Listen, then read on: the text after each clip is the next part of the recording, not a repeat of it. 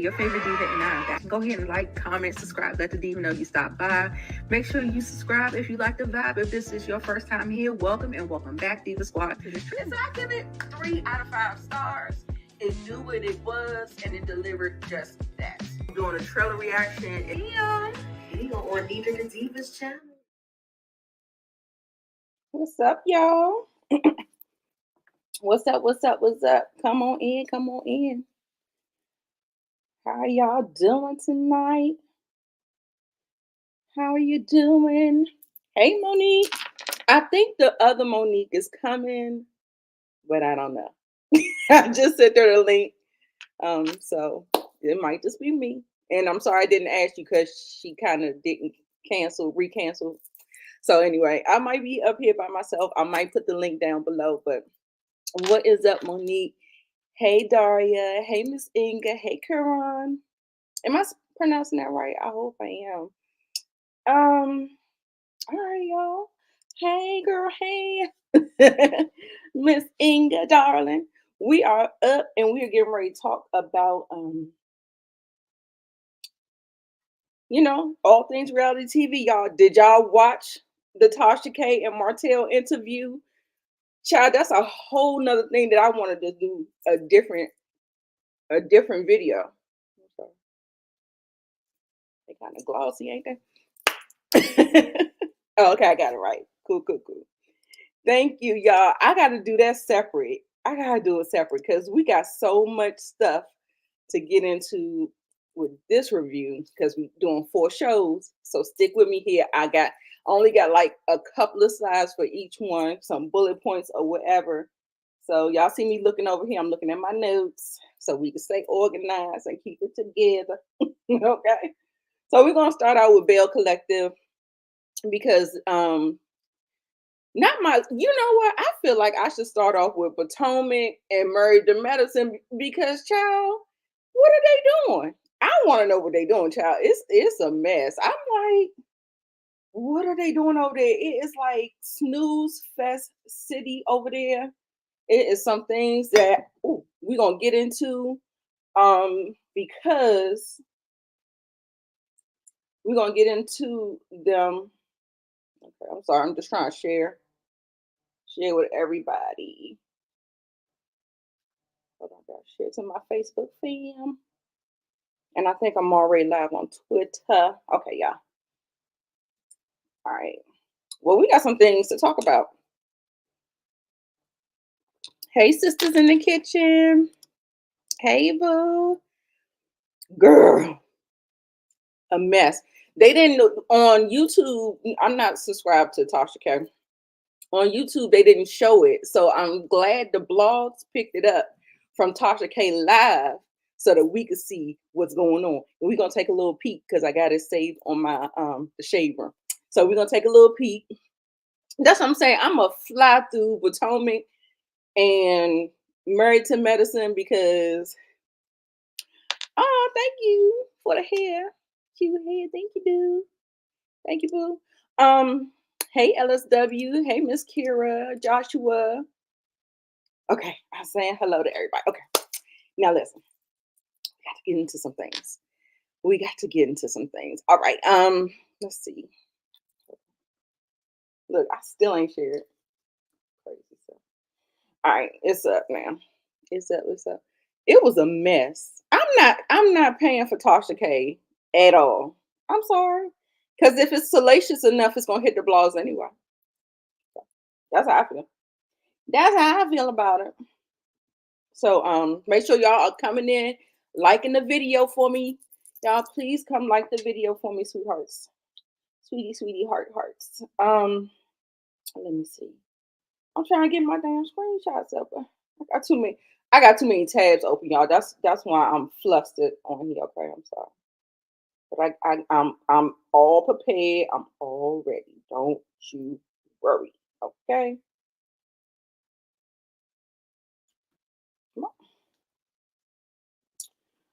My computer been doing something real stupid lately. Anybody got a MacBook out there? And sometimes when I'm trying to do an airdrop. Put to my other computer.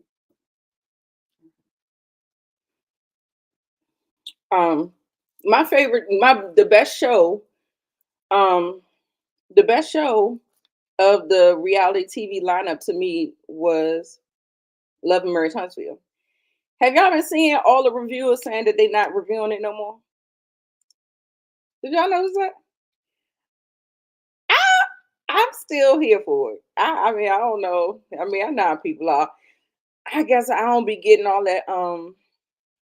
I don't be getting all that drama in my comments because I'm still a little small YouTuber, so I don't be getting all of what the people be getting. I do not get that stuff, y'all. So I don't know what is going on. But everybody's saying it's their last year reviewing it. Maybe they're gonna be watching, but maybe not reviewing. Because I feel like we're talking about the same stuff over and over and over and over. What? Larry, what you doing over here? What you doing over here, Larry? What is going on today? I feel like, yes. Thank you. Thank you. Not gonna watch it? Really? I don't know why. I don't know why. I don't know why I would not why I won't give it up. I mean, I know they be talking about the same thing. I'm just trying to see whether or not it's gonna change up for the better. Y'all, my slide still is not coming over here. I don't know what is going on. I just did a share. Okay. Y'all, I'm sorry. Maybe some more people will come up in the chat. So as I get myself together, because you know how people be waiting for people to show up and stuff. I don't be doing that, but I just get right to it because I think on the replay it just plays better. You know, I guess when you have like a big following, you don't want to keep saying the same thing over and over again, so you just wait for the people to come on in the room. But I don't feel like I have to do that, y'all. Right. Well, you know what? He watches. I don't know if he watches because his wife watch, but he's been in my comment section before for Love and Marriage Huntsville. I'm telling you, he has. You gonna I guess I can. What we doing? What we doing? Love and Marriage DC. Bell Collective is going on. I could. It's actually straightforward. I want to see what it's doing. Larry, confirm whether or not you watch because your wife watched or you just into it. Just let me know. Just saying. Let's see. Cause he's talked to me on some of my other reviews for Love and Marriage. Oh, I got him. All right, y'all. Y'all let me know how y'all felt about Bell Collective. I was not it was okay. It was okay. Watch Potomac, Real Housewives of Atlanta, and the Love and Hip Hop. Oh, I can't believe the Love and Hip Hops. I've been gave up on that franchise. Okay, I've been gave up on that one. Okay. Yeah, I think it's on the We channel. We channel. Yeah, and I'm gonna do it because they're a new bunch and they're older. So maybe with older comes more maturity or something like that. Let's just see how it goes. I don't know. We'll see. Oh, they making fun of you not loving hip hop, Larry. Y'all, I'm gonna start out with this clip with Latrice and Joshy. I felt like I'm telling y'all, I have this feeling with Latrice. Like I feel like she's very like even though you see her tear up a little bit, I just don't see her. She's not a good friend, y'all. I don't know. It's some kind of insensitivity that she has. It's just something about it, y'all. I can't put my hands on it. I can't put my hands on it. I can't. Thank you, like Larry, bringing people over to the yard because I got some more than usual in my chat box. Okay, y'all. Go ahead and represent. Go ahead and represent. All right. She said she doesn't want to talk around the cameras. And y'all let me know how you feel about it. Hey, Candy Love. Okay, so then we get to Tisha and Glenn's package. They did. I thought that they already talked to them. That's why I thought that he went light on them. Even though I still feel like he kind of Carlos King did go light on them. He did not hold Glenn's feet to the fire. I don't think he asked the right questions. I don't think none of that. I don't think that there was any pushback on certain things or whatever, the stalking. So in the package, they did show the stalking. They showed his grandma passing. Well, not passing, but we do know she did. So then we start talking to them, and we get this uncomfortable conversation about this. Are y'all having protected sex? And she was like, no, we raw dogging it now. I was like, ooh. Did y'all see Willie face? Willie was like, ooh. He was like, whoa. But I feel like the question was out of line. I don't know. I mean, but that's what Carlos do. He asked the question, child. He said he married her as a little boy, 20 years old, and now he's marrying her as a man 20 years later. So it took you 20 years to grow up into a full-blown man? Because that's the way I heard it. Like, that's what I interpreted, because it's like the bulb just went off at 40, 20 years. Anyway, he said that he realizes that he is not going to get the little girl that he had when he first married her. So he's marrying the more evolved Tisha. Okay, so honey, I see her putting up with the same old shit, child. I don't know. That's just me. Now he said he reproposed. Now I hope that wasn't what happened at the bowling alley. I hope that's not what they talking about.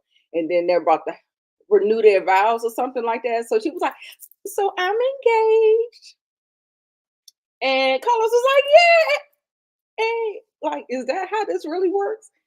Bitch, you still married? What you talking about? It was a mess. It was a mess. Willie was like this. She was like, I don't know. I ain't know what to do. I said, Lord, it was a mess. It was a mess. Right. Yes, he was just there to just hit a bull-ish and take up space. That is all Willie was doing, okay? Oh my God. I have that picture, but because of the way I kind of framed it, it's just a mess. It's just a mess. She looked a mess in that dress. It was ill-fitting. Just no. Just throw it away. Burn it. Burn it. Willie was like, no coof. Right. A lot of men don't mature until they're 40 and over. And so that's why I keep trying to figure out how they keep on saying that they're supposed to be the protectors and the leaders, but they ain't growing up until they 40 years old. Get out of here with that mess. Larry, you brave to continue to watch Basketball Wives. That's a chop. I have not watched that since OG. I have not. Carlos did take it easy on them. Glenn did not change, and she needed to go. She was going to take him back anyway. I don't even think that they would separate. This is just a mess. And what I want to say about this situation is that I don't like this whole thing, how they want to blame a man's bad behavior on somebody else instead of it being that person. Those decisions that you make, is that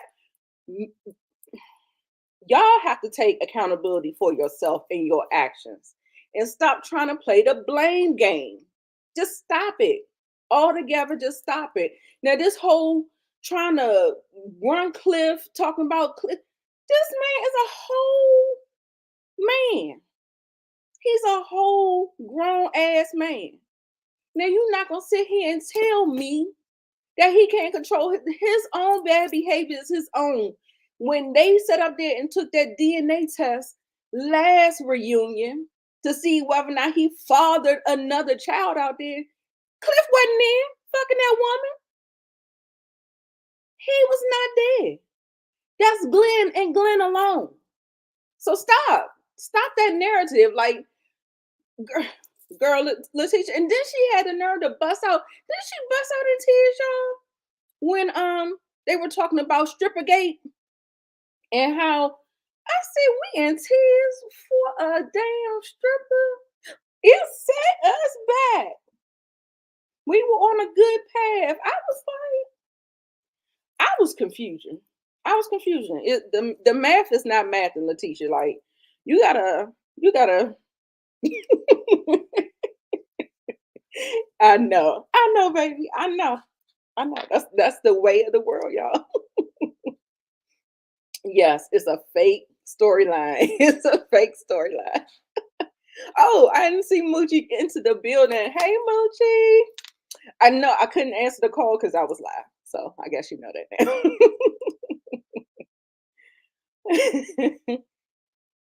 Oh my goodness.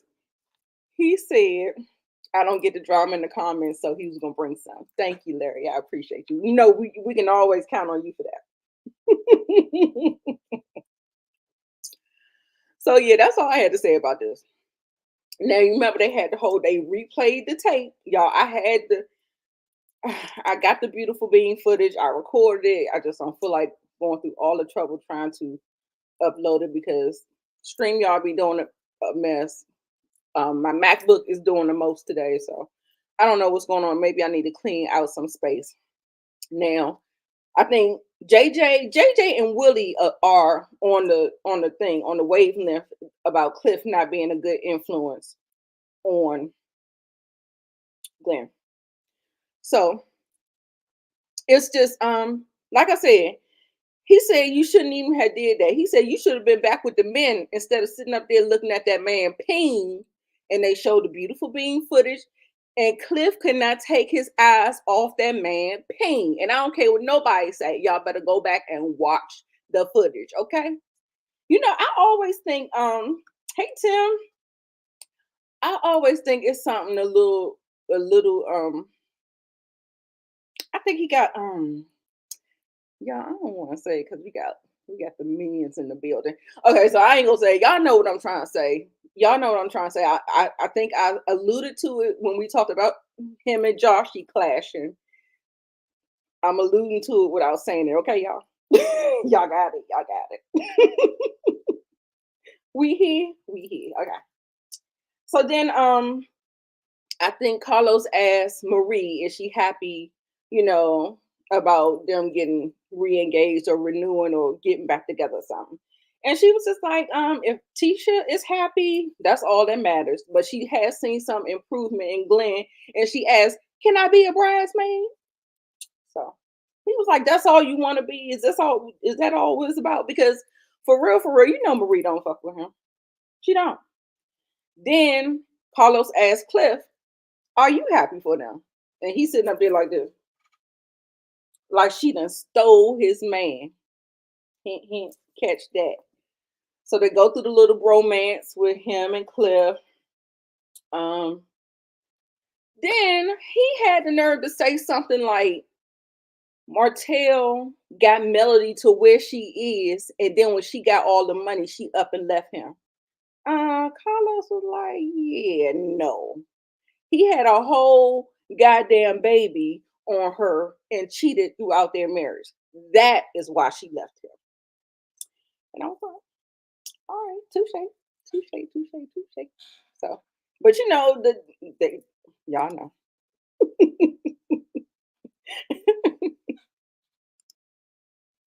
I'm not gonna say it. You're gonna be a mess in these comments. Okay. So then we get on to So Gucci's birthday party. Why do I got this up here?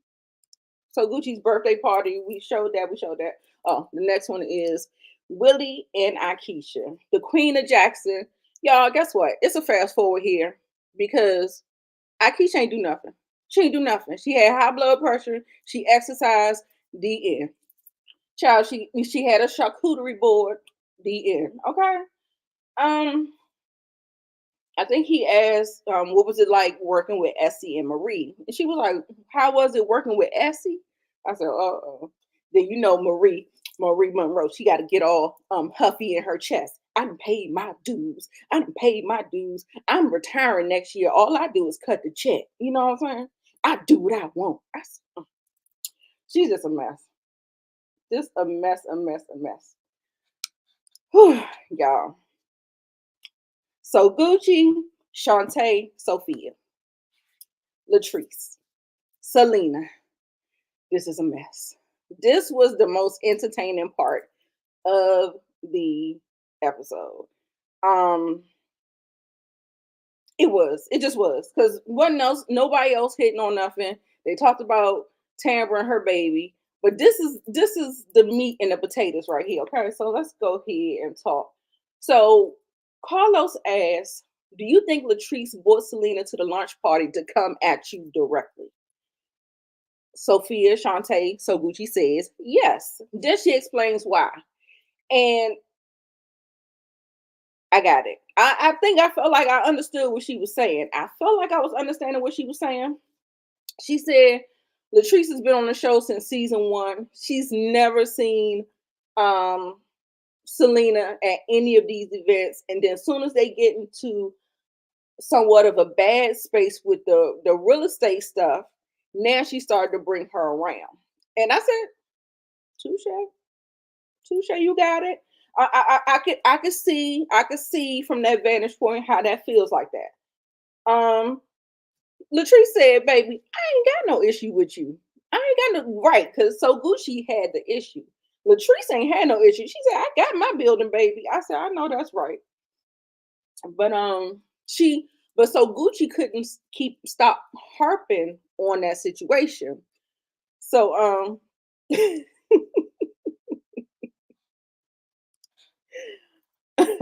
she kept harping on it. So Gucci did have the problem. She did have the issue. So then he asked Tambra, like, you were in the middle, you saw it like up front, and she was just like, when she talked to Selena, she said Selena apologized, and she said that it was a lot of built up energy, pent up energy, like just tension. Not like they've had words or not anything like that, but just some built up energy or whatever. She said she thought that they was playing, but then when so Gucci called her a extra, she said we knew all the playing had went out the window and this is gone left. And baby, when I tell you they played it, and then you know what? You see how they be trying to edit the narrative, like they purposefully edited because at first they showed the fight as it happened, and then when went on Carlos King's interview, and she spoke her side of what was going on. I don't got a picture now. She spoke her side of what's going on. She said she was given the aggressive energy. Carlos went back and played the unedited. And yes, so Gucci said she was going to throw a drink on her. She called her the extra and stuff like that. Selena, all she said was like, "Excuse me, you don't see nobody else standing here?" She said, "Well, you ain't want to speak at the baby shower and all this other stuff." And then she was like this. I think she mentioned JJ or something, and that triggered so Gucci. Then so Gucci said she was gonna throw the girl. It's a mess. It's a mess. It was a whole lot of stuff, but they played the footage, and so Gucci was the aggressor, and she wrote a check her ass couldn't cash. Period. And I don't care if the glass could have went two centimeters, 2 inches to the left, and you could have got girl, you should have thought about that before you start talking about throwing drinks. Because girl, once it's up, it's stuck. So I was just like, girl, it was a mess. So Gucci is not taking accountability. Carlos said that Selena is not here to defend herself, and he played the footage, and Latrice is like, we all know why. And she said, yeah, I press charges and I don't feel bad about it. So it's a mess, girl. Hey, Talisa. Hey, bestie. JJ gosh darn it. And JJ, let me give you a little something. I know we want to protect our wives, but I don't think like I heard that he now I don't watch no JJ interviews, so I don't know what he been saying around these internets, but it made it seem like he been talking shit about Selena, and that's a no no for me. And then so for me, I think I tweeted I was like, in order to uphold your wife and take her side, you don't have to push your ex-wife down. You don't have to bad mouth and bad talk her in order to support your wife. So that's what I didn't like about JJ in this interaction. Um, it's all JJ fault. Why did they get a divorce in the first place? Mm-mm. I don't know, y'all. Because I watched Bring It. I did watch it. But I don't think none of their issues was on there. So I can't even say. So then, um, so Gucci, Sophia, Shantae gonna sit up there.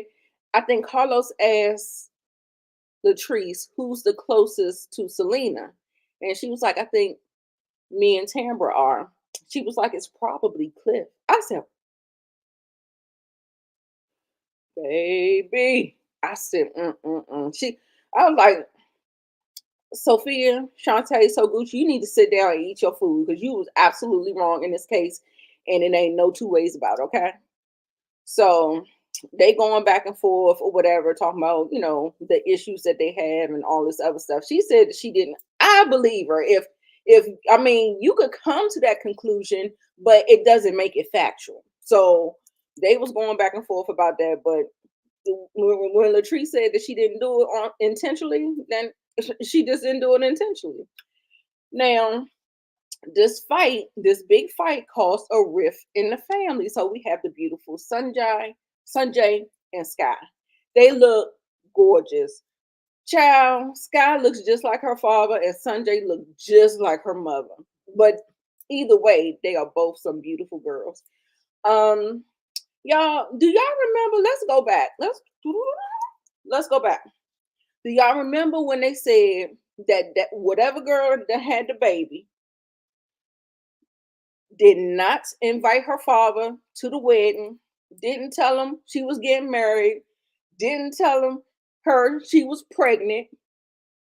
There was something unclean in the buttermilk with their relationship before all of this happened.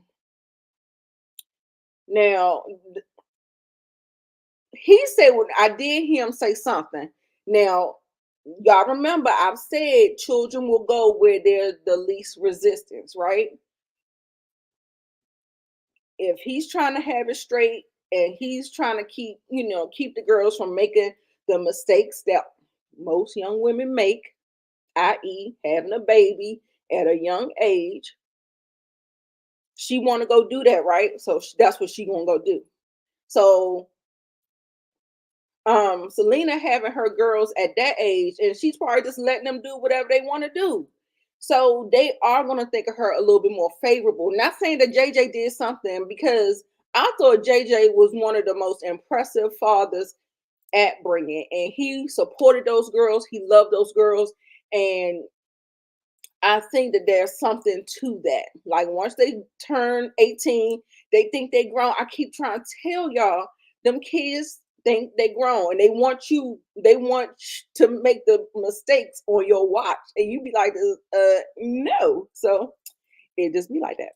It just be like that. So y'all let me know. Y'all let me know about this JJ. Why do you think their relationship is so strained? Is it because it's so Gucci? Or is it because something else? And two things can be true. Okay. Two things could be true. You think both of them look like JJ? I think the one in the green looks like her mom. I think the one in the black looks just like Selena no longer wanted to be married to JJ. Did she cheat on him? JJ talks bad about Selena as if she was a bad mother and he raised the kids by himself. Okay. Okay. She asked for the divorce. Okay. It's another sister too. I can't think of the other sister. I know they all begin with S's though. Um before 18, some of them. Yeah, absolutely. Absolutely. Okay. So it was just a big, big fight. Now it's so it I'm not trying to disqualify these girls' feelings and stuff like that. Like Carlos talking about we should be able to resolve this within a day. No. I'm tired of Carlos trying to reduce and diminish people's feelings in a situation. When we're in a situation that's combative and oh, it ain't that serious. Like he told Joshi, it ain't that serious. Then he's telling them that this needs to be fixed within a day. Like your father loves you, all this stuff. Like I said, when children go from children to young adults, they start smelling themselves. Now all of a sudden, all their feelings, like they might have cared about the So Gucci in the past or whatever, whatever. But somewhere along the way, now all of a sudden, all those feelings disappeared, and we ain't never cared for her at all. Well, they may not have cared about her because I don't think really anybody likes the people that their that their parent move on with. You know what I'm saying? So there's that dynamic as well. But child, I don't know. It's just a mess. It's just a mess. Star is the other daughter, Star, right? That's the one that gets along better with Gucci. Okay. He got terrible hosting skill. Gucci said Selena broke his heart because of so fake. And JJ holding some resentment. Okay, okay, okay, y'all. We got it. But this was they're saying that the woman that he's with is changing him. Like he's not the same father as they probably remember. And he said something about once they got around Selena, the person that you be around the most, you become. And he said the same thing, and they said the same thing about him. So it's kind of layered. It was layered. They said they will always love their father. They not really talking to their father right now, and it's because of So Gucci. So I think So Gucci, Sophia Sharp, you need to just stop it. Whatever you're doing, you need to release the charges because baby, if we play the reunion tape, ma'am, that might be out the door. Once we get the real what happened, that might be out the door. Okay. So yeah. So anyway, they was getting into it. I mean, I think they really need to have the hard conversation, but they were talking over each other, and so that's why he just stopped it. I know he likes to stop things when it's confrontation between children, but these are two grown women. So let's have a conversation. Period. Period. Period. Poo. So gosh darn it, went over there to hug his girls. Said I always love them and all that other stuff. So all that good stuff. Let's see. It's time, y'all, to give the rating because we are at the end. He said this was one of the best reunions or whatever. He always says that anyway.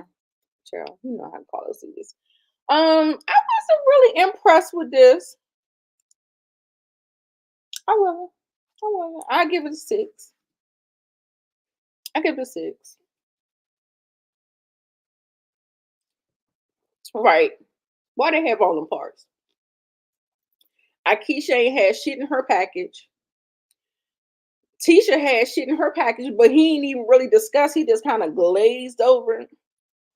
And the conversation between the girls and he cut that shit also 2 parts. That's it. That's it. That is it for 6.5. Okay. Okay. All right, y'all. Well, you know what that means. We are going to switch on over to the next show, which is Love and Marriage Huntsville. But can y'all do me a favor and like the video for me?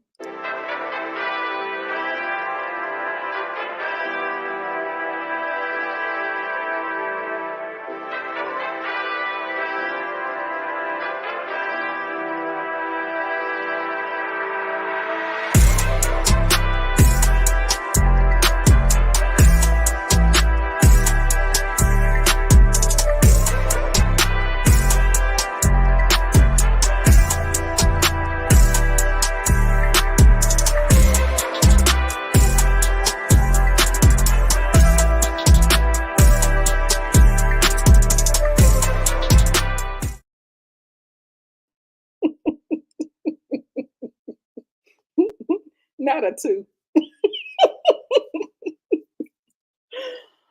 Oh my God. Not a 2. All right, y'all. Let's see what this love and marriage slide at. Whew, Lord. Not a 2. Okay, you gave it 5. I didn't even know you watched, Teresa. I thought you were disappointed.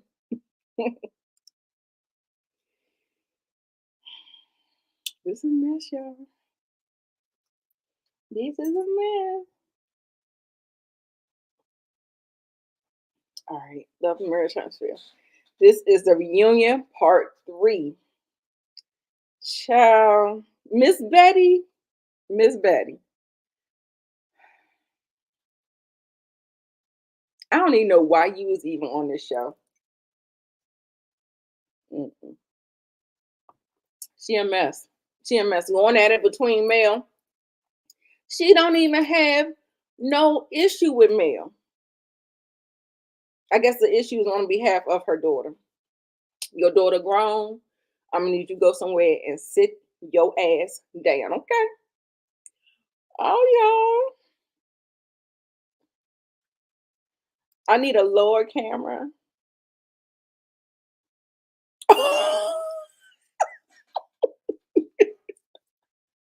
Oh my God, you get over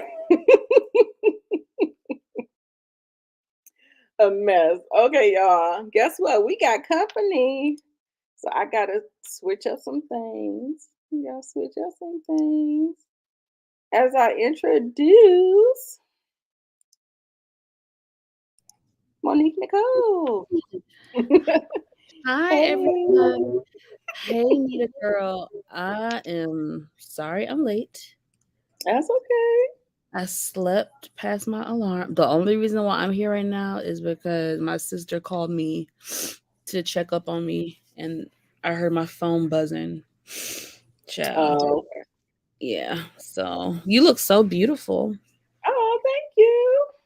You look Thank you so so cute. much. Oh, thank you. Ah, make me feel cute. I think somebody else complimented me. I think it was Monique. No, you look so pretty and cute and Oh, youthful and just like a little ray of sunshine. I try. Are you Yeah. streaming? No, you didn't stream. Well, maybe I should. I know I'm since I'm late, but let Yeah, me I think Sisters in the Kitchen is over here, but she'll probably jump on yours for sure. oh Lord. Larry is a mess, y'all. Y'all just don't know. But yeah, you can go ahead. Make sure y'all liking the video. Like. Hmm. Let's see. Y'all was Child, when Mel said it could be up and stuck, it could be whatever you wanted to be. I said, I know that's right. Betty, you one mama too late. Miss Wanda, she done already got Mel out of her comfort zone with trying to respect the elders and stuff like that. Respect people mamas. But baby, guess what? We are grown. Grown. We are both mothers. We are both grown. And she said, I can get with you the way you want to be got with. Okay. Mm-mm. So that shit was so funny. I had a video of that too, but because of time, I'm not gonna play it. But it was hilarious. She said it can be whatever you want it to be, up and stuck. I have to give it to Mel because oh my stomach. Sorry, y'all. I'm really not doing okay if I'm being real with y'all. Trying to push through. I have to give it to Mel because when she was going back and forth, she's continued to call her Miss Betty. And I thought, wow, like I have to give you props because even though this woman is a witch to you, you are still trying to show, some level of some type of respect, which most people wouldn't give two craps about respecting no damn Miss Betty. So I have to give it to Mel for still Right. having in her to, at least try to show an ounce of respect to someone who Yeah. probably doesn't deserve it. Yes. Now, I'm gonna call bullshit on Stormy when she turned to Mel and said, "Mel, I like you. You did like her at one point. You did, but you don't like her no more. You don't like her no more. So I'm calling bullshit on that." But she says she respects her for what she's built, and she doesn't want her mom to have a problem with her because disrespect her. And I got it. So, how y'all feel about that? You feel okay about that? Or do you feel like she gassing you up, or do you feel like what? I don't know. I don't think it's BS in my opinion. I think that's how she genuinely feels. I think the only issue that she had with Mel was that I think basically she was trying to say, like, aside from the situation, I liked you. Like, I really did like you. You know what I'm saying? Like, you're cool. Like, but that one situation really kind of threw me for a loop, you know? So that's how I took it. Yeah, because you remember when she came, when they got to some kind of event together and Stormy didn't speak to her. Is that what you were talking about? Say that again. You remember when they got to some kind of event and she spoke to Stormy, but Stormy didn't speak to her, and she was like, "Okay, I saw that you didn't speak to me." Yeah, that was rude. That's what I was saying. I was like, But you have to be fair as far as time frame. That could have been more fresh time wise to the incident. I'm not defending it, but I'm just saying she was still in her feelings. She was in her fifis, as you say. And you know, that's how I think it was rude. I'm not defending it by any means. I think, you know, by the time they taped the reunion, she had time for things to kind of process and settle in and reevaluate X, Y, and Z. So that's how I take it. But you know, I don't know. I feel like Stormy Allegiance kind of like she's trying to get more neutral again because her and Tisha them fell out. Oh, that's what you think. Okay. That's why I think that, you know. But Mel wasn't believing her. She was looking at her like this. Yeah, she kind of had a an interesting face. Yeah. Right. Girl, look at what I say last week, y'all. Didn't I say the devil? Didn't I say a demon, a devil? She gives me Tokyo Toni energy. Oh no, not Tokyo. Lord, we can only have one of them. We don't need no more Tokyos in the world. No. Yeah, I know, but that demon, you just see it. Look at that face.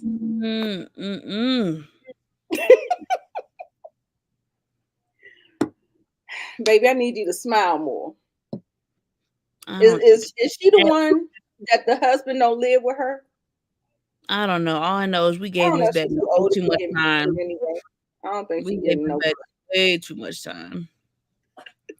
On to the next. Right. So Junior and Stormy, I'm like, did y'all want to hire the dude? Did you want to fire the dude? Why are you sitting up here crying? He done moved on. He want to save their relationship between family, and he's moved on. Now, why Stormy crying? I have no fucking idea. I don't know. I'm surprised they even got a damn set. I mean, I'm really surprised he got a segment. Like, I'm very shocked. Exactly. You know what? That's why we don't need all these parts. All we need is like 2 parts. You know what that tells me? That tells me they had tried to. He was their backup plan, because they had tried to get the sister on and she turned it down. So they were like, "Well, shit, we got to put something in this segment. So let's grab the damn cousin." That's how I see it. Because this was a waste of time. We don't give a shit. No shade.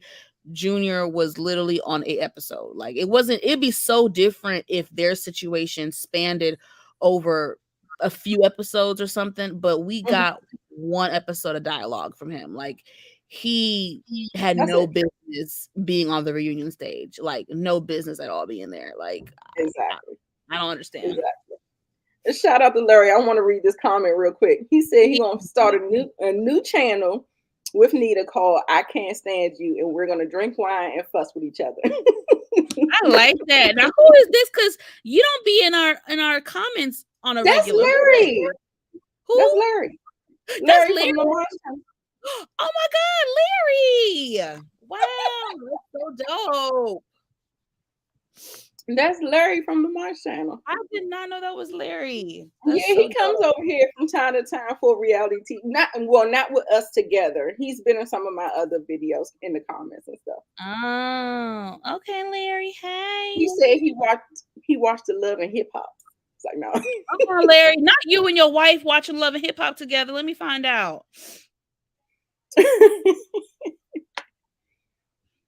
You know, I would do that, but I'm trying to protect my mental. Larry.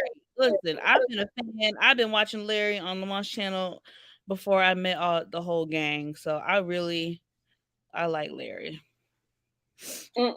Stormy must look like her father because ooh, the shade of it all, baby. You know, Monique Johnson gonna straight no chaser. Of course. She looks like her mother and built like her. No. All right, y'all. We giving Miss Betty segment like we're 47 minutes in. We like, come on, let's. No, I was reading the comments. I'm just acknowledging the comments. Miss Betty, we giving Miss Betty like so much shine that she don't deserve, and she need Botox. You see her face is ooh. Oh, baby, this Nita. This is a lot. This is a lot. Oh, you know what I'm cutting up over? I'm cutting over the word sexist because, baby, coming from you, Negro, you, Marcel. Oh, baby. We talked about a lot in this segment. If the Fletchers weren't on this show, right? Preach, Nita. If the Fletchers were not on this show, they did a hell of a job their first season in bringing their family element, their relationship to Martell and Melody, also dealing with everybody at the Houston. They hosted a party, the Houston of it all. They did a phenomenal job. They brought the drama and they brought the conversation. Okay. I cannot continue. Give it up to them. They are my number one couple of Love and Marriage Huntsville season 6. Okay. I agree with everything you just said. I need the Fletchers to be upgraded to a full-time cast member. You see how Kiki was in the intros this season? I need next season for the Fletchers to be in the intros. I could write a letter about them. I don't go up to a lot of people. It takes me a while for me to start going up for you, but I don't know what it is about them. I think they just feel different. They feel so authentic, and they have not been tainted by that reality TV bug that gets people. And I hope it doesn't happen to them because usually it happens people's second or third season. I pray that they can remain true to themselves, stay authentic, stay humbled, and they will be okay. But I think they were probably the best thing to ever happen to the show. I don't know. That's why I said I'm gonna still watch. I if they're gonna be on the show, I'm still here for the Fletchers. I'm so here for the Fletchers. I don't know why I like them so much. Even with Nell's little ways, I still like her. I still respect her as a woman. And I really enjoy them. And I really hope they continue on the show, continue to be themselves, continue to be authentic, and share their story. I appreciate Nell keeping it real and being like, look, this reality TV thing is not for everybody. Like she was apprehensive. It looked like Carlos had to really twist her arm to get her on the show. And she was like, well, shit, do you see why? And that's some real shit.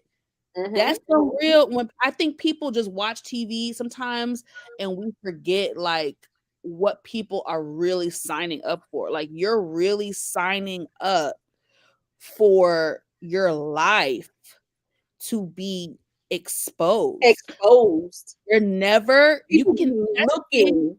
people with their- looking with the microscope, Yes.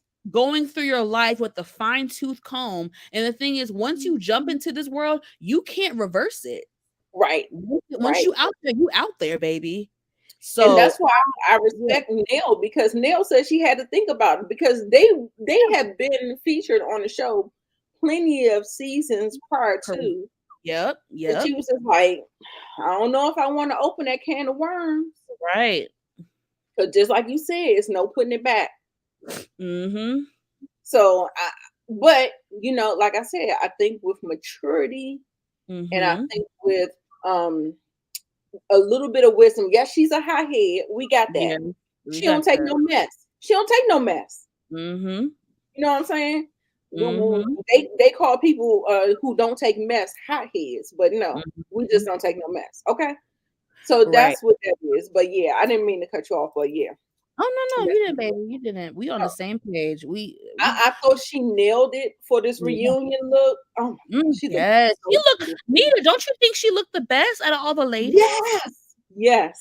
Like collectively. Girl, you remember I told you what I tell you? I like it up. I like it up. You baby, like you up, you. It just kind of gives you. You can see your collarbone. You can see all that going on. Girl, she nailed it for this look. Did now, she look? George Jefferson over there? However, I mean, he looks sharp. But he looks sharp. It's not my taste, but he looks decent. Absolutely, he looks well put together. And what I will say is that it feels like he took a risk. You know what I'm saying? How you know? Yeah, you can come out there in a black suit or a blue suit and look like a lawyer, but I feel like he did something different, and for that, I'll give him respect for that. But let's go ahead and get to this, because they got a whole lot of stuff going on. Okay, so Martell calling him a sexist because he didn't mention his wife's business when he asked him about. He asked him a direct question about his cleaning business, but he's going to call, after he reflects on it, he's going to call him sexist for not even bringing up your wife's business. I said, Marcel, if you don't get the hell up out of here with that. A joke. Joke.com. Ask it sharp. That was a mess. And y'all, did y'all catch Kimmy? Did y'all catch Kimmy? I like it. When Carlos said, you calling you calling Chris Rich, you sexist. Calling Chris sexist, that's rich. That's rich coming from you. Here go Kimmy. I like it. I bet you do. No, I think she was saying she likes what Carlos said. Like, I like that. No. Yeah, because didn't she or Maurice say, "Oh, that's what we call it now, rich"? I like it. I could have sworn she's commenting on what Carlos's comment. What y'all think? Put it down. I think she was co-signing Marcel, but I don't know. I could feel a little jaded about that. She was taken aback, and she was commenting on what Carlos said when he said, "No, that's rich coming from you," and she was like, "That's rich. I like." Is that what she was like? Is that what we say now? Okay, I like that. Mm-hmm. See, different perspectives. Okay, we got it. But y'all, let me know. Disrespectful. Was Martell disrespectful when communicating with his wife? Nell, hell yes. And when he asked him, did he deserve an apology? Do Nell deserve an apology for you screaming in her face? He said, we deserve to give each other apologies. And then she was like, well, you walked up on me. And he was like, well, I apologize for walking up on you. Like a child, y'all. I said, what's wrong with this fool? This Negro is gone. It's gone, y'all. Y'all, we still got to talk. We have to talk about the interview. We have to talk about the interview. I didn't get to watch it yet, but I've just heard about it. I can't believe everybody said the interview with Tasha K was like 2. I'm not watching no 2-hour interview with Martell. Martell and his goddamn lies. We're not gonna watch it either. Go on YouTube and listen I'm gonna to talk somebody. about his points. I'm gonna talk Okay. about his talking points, and we're gonna talk about it. We ain't watching that shit. I know he brought up Ariana and was talking slick about getting her onto the show or something like that. It was like a male bashing session. Right. But then he don't want to talk about her. Shut up. Mel chimes in and say, I've had a private conversation with Chris, how he communicates with Nell, and I've told him that it's disrespectful. They are our elders. And she was like, oh, she was like, I didn't know we was elders. I look good for an elder. Yes, you do. Yes, you do. Yes, you do. You do. But you still an elder. You still an elder, baby. It's all right. It's all right. Embrace it, girl. Oh my God. Embrace it. This is almost 50 right here. Embrace it. It's all right. It is okay. So Chris said that he didn't defend them because he already knows Nell's temperature. He knows Martell's temperature. He kind of acts like they're brother and sister, and they're always going to clash if they don't have the same opinions or whatever. So whatever. I mean, I feel like he need to buck up at him because I felt like Martell actually ran amok all over Chris this season. From squatting in the house, from disrespecting his wife by screaming and running up on her and all that stuff. But you see, Martell, hold on, y'all. Martell, let me get him together real quick. I think, ouch. Y'all know Martell's so full of crap. He's the type of person, like, you honestly, you can't be nice to Martell because he's one of those people where it's like you give an inch and he takes a mile, no matter who you are. And I feel like he did that to Chris because he felt like he could. He knows that Chris is a calm, cool, collected guy, good temperament.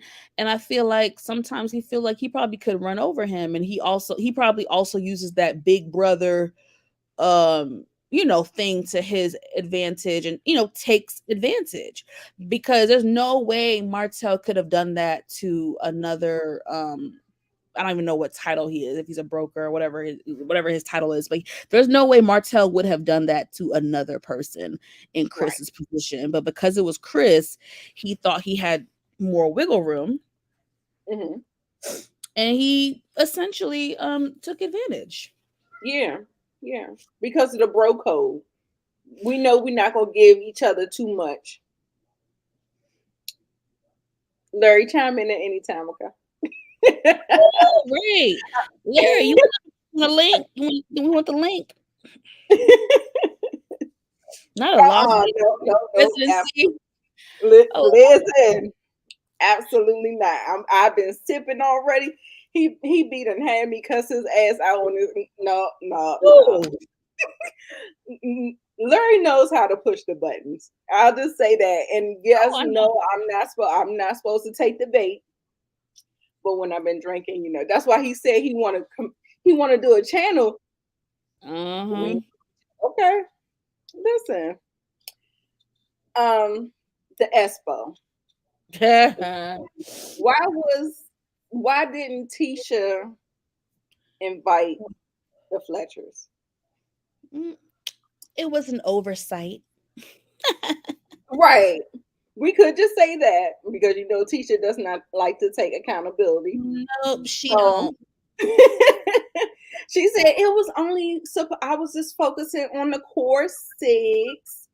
And is Stormy a part of the core 6? Oh no, but I got a relationship with Stormy. Okay, girl. She got my goddamn nerves. Like, I mean, we call you out on your bullshit. And we still gotta kind of walk you through all the time.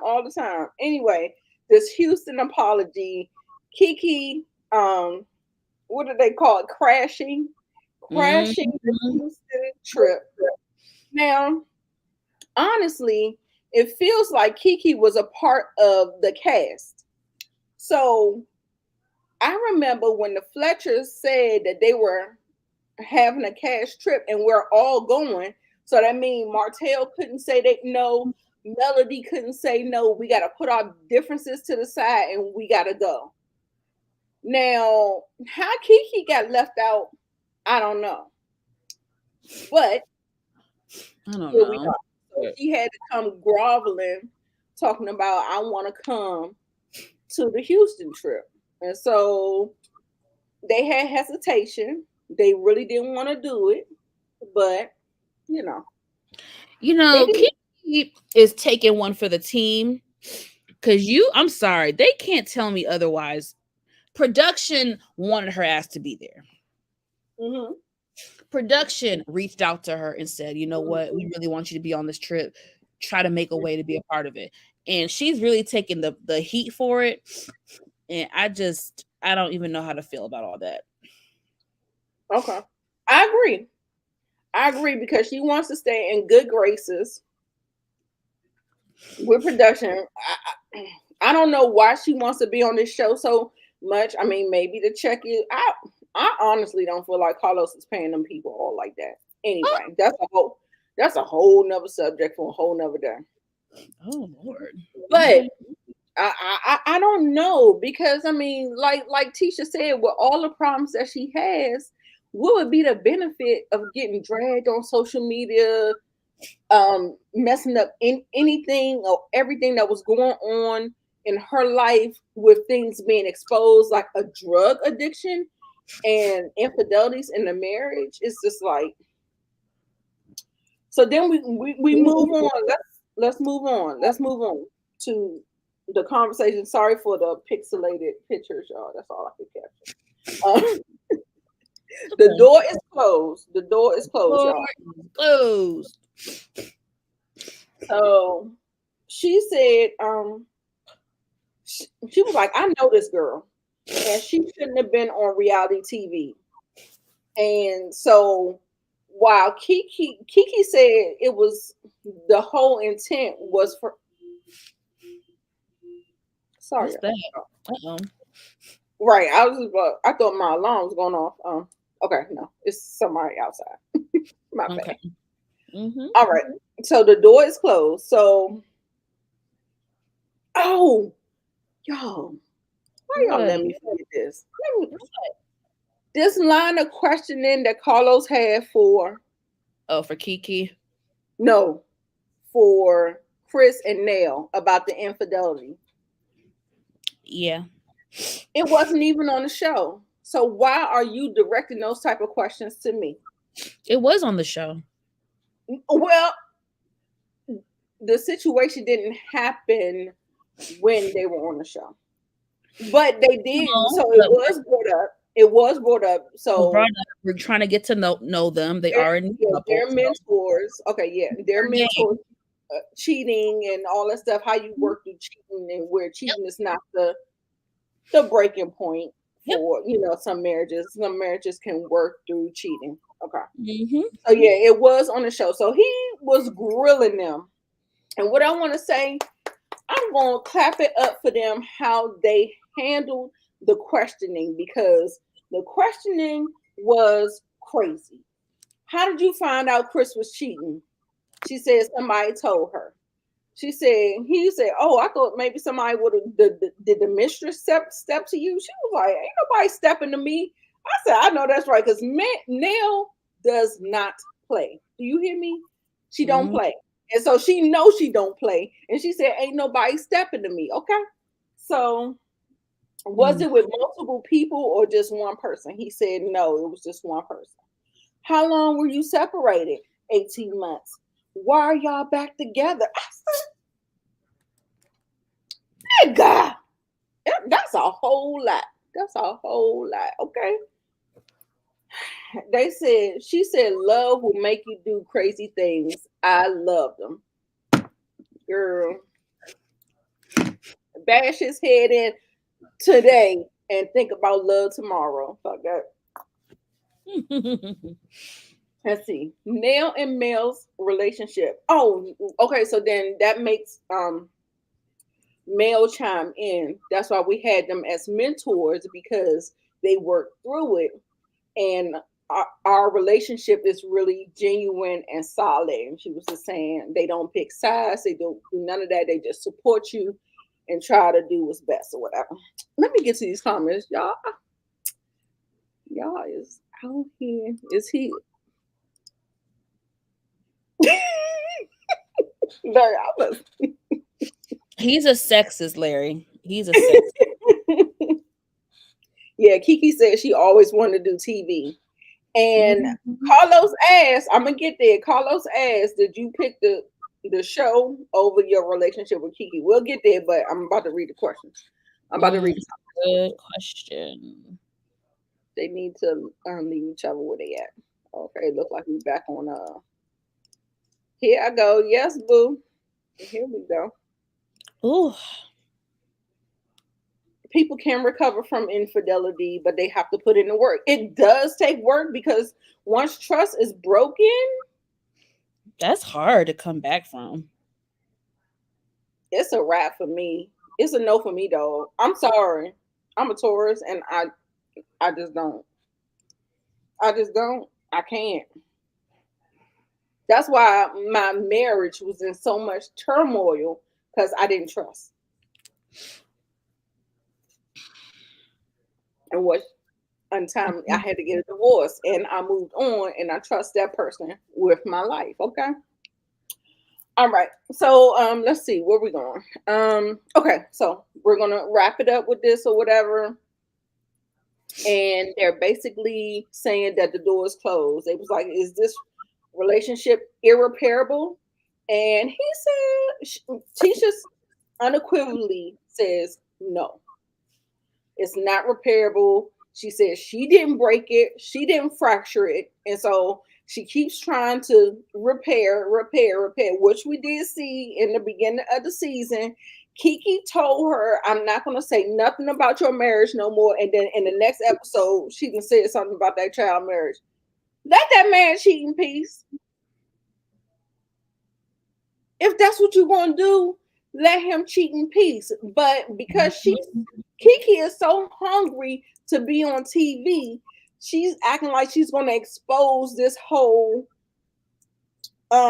witch hunt about Marceau. We know that nigga is cheating. We know. We don't care. Let him cheat in peace. Next. Like, what the fuck? That's why Tisha is so adamant in saying that she wants me to divorce him. She wants our marriage to break up. Because why are you working overtime to make me see something that I got my head in the sand?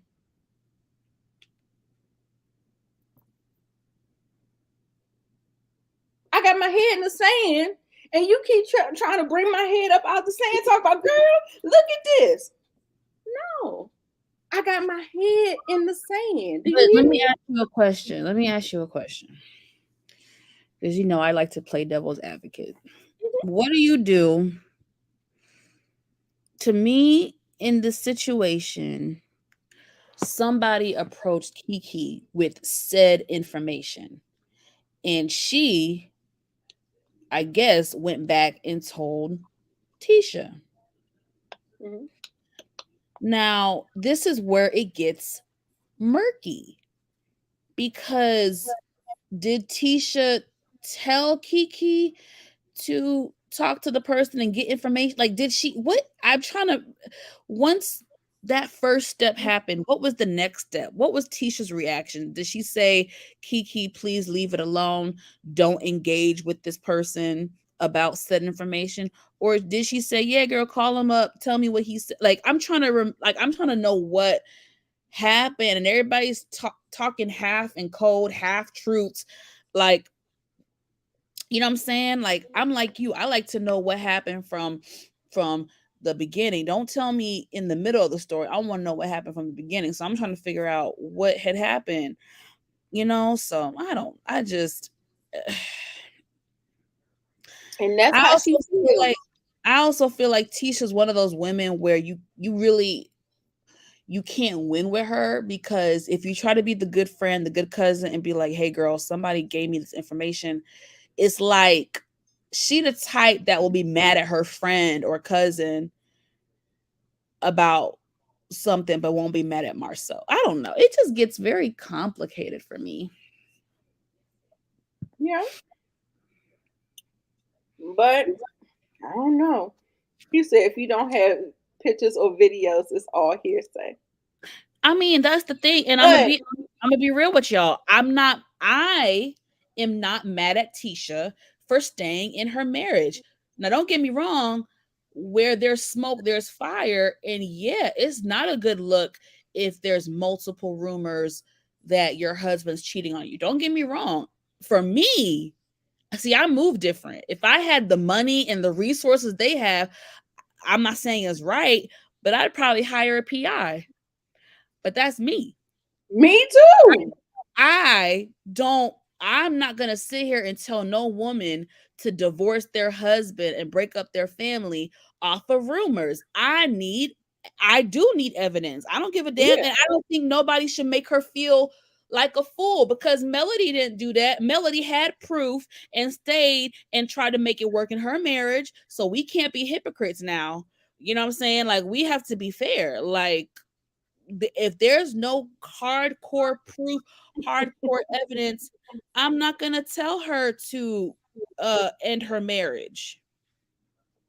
Larry said if there's no violence, then stay. Oh, Larry. Okay, boo. I can't with him. I can't with him. Larry be having my damn nerves shot the shingles trying to. I'm not engaging with him. He is a mess. All I can do is laugh at him. That's all. Right. That's all I can do. That's all I can do. There was also, that's my last slide. Okay, so let's talk about this Houston trip. Carlos asked about the woman that came in with Martell. Oh, this was a damn joke. He's getting a massage. Negro, please. That girl ain't no after 12 midnight. Nigga, please. You must think we boo. No massage table.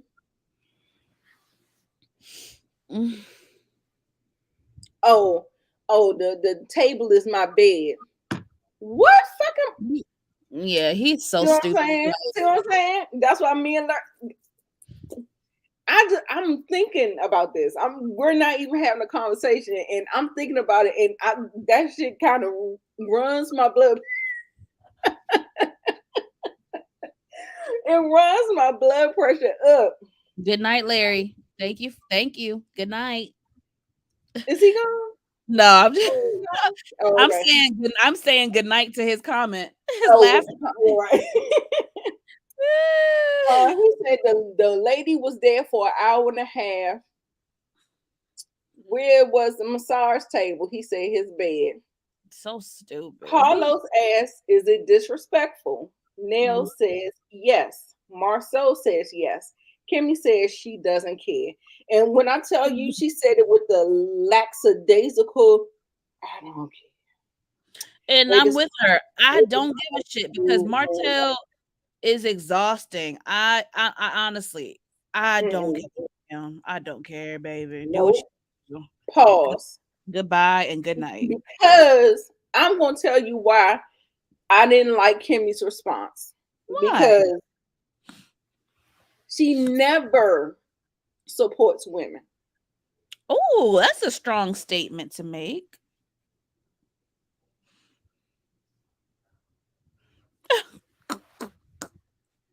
She's always caping for the men, right? Case in point. Kimmy said, "Didn't you get a massage too, ma'am?" Oh, shit. She was like, "Oh, yeah, I did." But y'all don't think that's disrespectful? And here go Martell. Y'all don't think that's disrespectful? It was a woman. No, we don't think you can't compare the two. She came equipped with her equipment. Everything was professional. I got her through this Zeal app Yeah. or whatever Mhm. and all this other stuff. No, it was not disrespectful. Mm-mm-mm. But you know, like this whole like no. I'm gonna call bullshit on you because you was trying to call Mel out and her shit was innocent when you know that man shit looked sketchy, Mm. questionable. Okay, Mm. you know he did. He had goddamn sex talking about he ain't had no orgasm. He is so lame to me. Mm-mm-mm. He is. He is. Girl, girl, I'm telling you, I'm so upset that she was able to put the wool over my eyes for so long. Y'all, when I tell you I used to go up for Kimmy and she is such a disappointment for me now, Mm. I just can't. I can't. I can't. I can't. She pays for hotel no matter what. No matter what. And Mm. period. I can't fuck with you on that. I can't. She sat there quietly the whole time until it Mm. was time. Shout out to the Veil Perspective, y'all. If you don't, if you have not subscribed to her channel, subscribe to her channel. Check her out. Her commentary is A1. She be having me cracking up. Hopefully, we'll get together because she is in the DMV. So, Oh, hey, Veil nice. Perspective, Yes. check her out. I She didn't does all reality TV. Huh? Yes, I follow her, but I feel like I don't be getting her notifications when she drops a video. Let me make sure I turn on my notification bell. She does all of the reality shows, all of them, even the white ones. Y'all want to see them girls? She do them too. I don't watch them. I do watch her Beverly Hills one. That's the only white one I watch. But she does them and she do them on time. Okay, and her shit be funny. Damn. I be cracking up, girl. Yes, he is a waste of space, a waste of flesh. Ooh. Girl, girl, he is just. He's what I call a lost cause. A waste of flesh, girl. He is a lost cause. Ooh, Girl. yes. What's his mama name? I forgot. She should have swallowed him or got an abortion, girl, because this is Ooh, not it. Nina. I ain't supposed to say the A word. Marcel should have been a heaven baby. He should have been a heaven baby or in the toilet. I can't do it. Oh, good night. Let's move on. Yes, she fooled us for 4 whole seasons, and she wait till she goes through a life scare to turn her dark side on. Like, I mean, I wouldn't say her dark side. That was a mind fuck for me. I was just like, I want to be so sympathetic, and I am sympathetic to what she's going through. However, that other side of it, like, I'm trying to. I don't think she has a dark side. I wouldn't go as far as saying that about her. I don't agree with that part. I don't think. No, I'm not saying dark. It's just a vast contrast of what she was earlier. So I'm not saying that she's like Mama Betty. I'm not saying that like she's dead. Okay, that's what I'm not saying. Because there's levels to it now. Girl, I think everybody used to go up for Kimmy. When I knew I could not put my cape on for her, and you cannot put your cape on for all women because a lot of women be for these niggas. I'm telling you. When she went up on that what's that show? Fox Soul, and did that interview with Funky Dineva and all that shit, I was like, bitch, the motherfucker is burnt. Like, I can't want more for you than you want for yourself. So if that's what you like, go ahead. That's why I be telling men, like, a lot of times, like, men want people who aren't reachable. Like, y'all can't reach me. I'm over the dumb shit. Like, I don't play that. And I'm not playing those games. But there are plenty women, because the programming and society, the culture programs to women like that. So there are plenty of women out there, but don't be sitting up here trying to think you're gonna get Instagram baddies or you're gonna get like that's out your. I mean, but there are a couple because I feel like Kimmy is fire. Like for most to get a Kimmy, right? Kimmy is beautiful.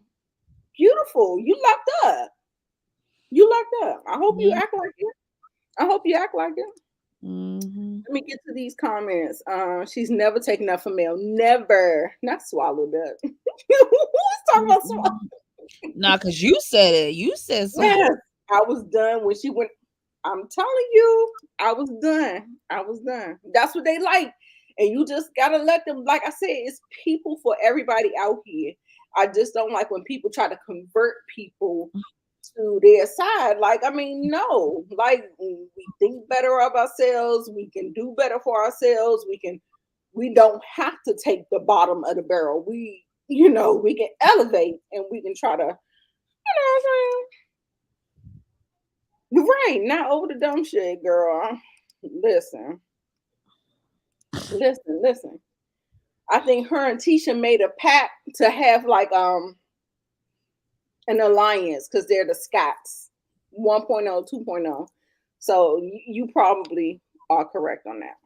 You probably are. Oh yeah, there was another thing. Nell said they was talking about why Martell and Nell argue. She said he be coming at him. She be coming at him from stuff from years ago. I get offended, but he means triggered. Okay, that's what he meant. But he said offended. That's what he said. Nell said you cheated for 5 years though. He said so. Now it's a time frame on cheating. Yes, he said if she deserved a pass. And exactly. I said, damn Skippy. Negro, you are such a piece of shit. How can you sit up there?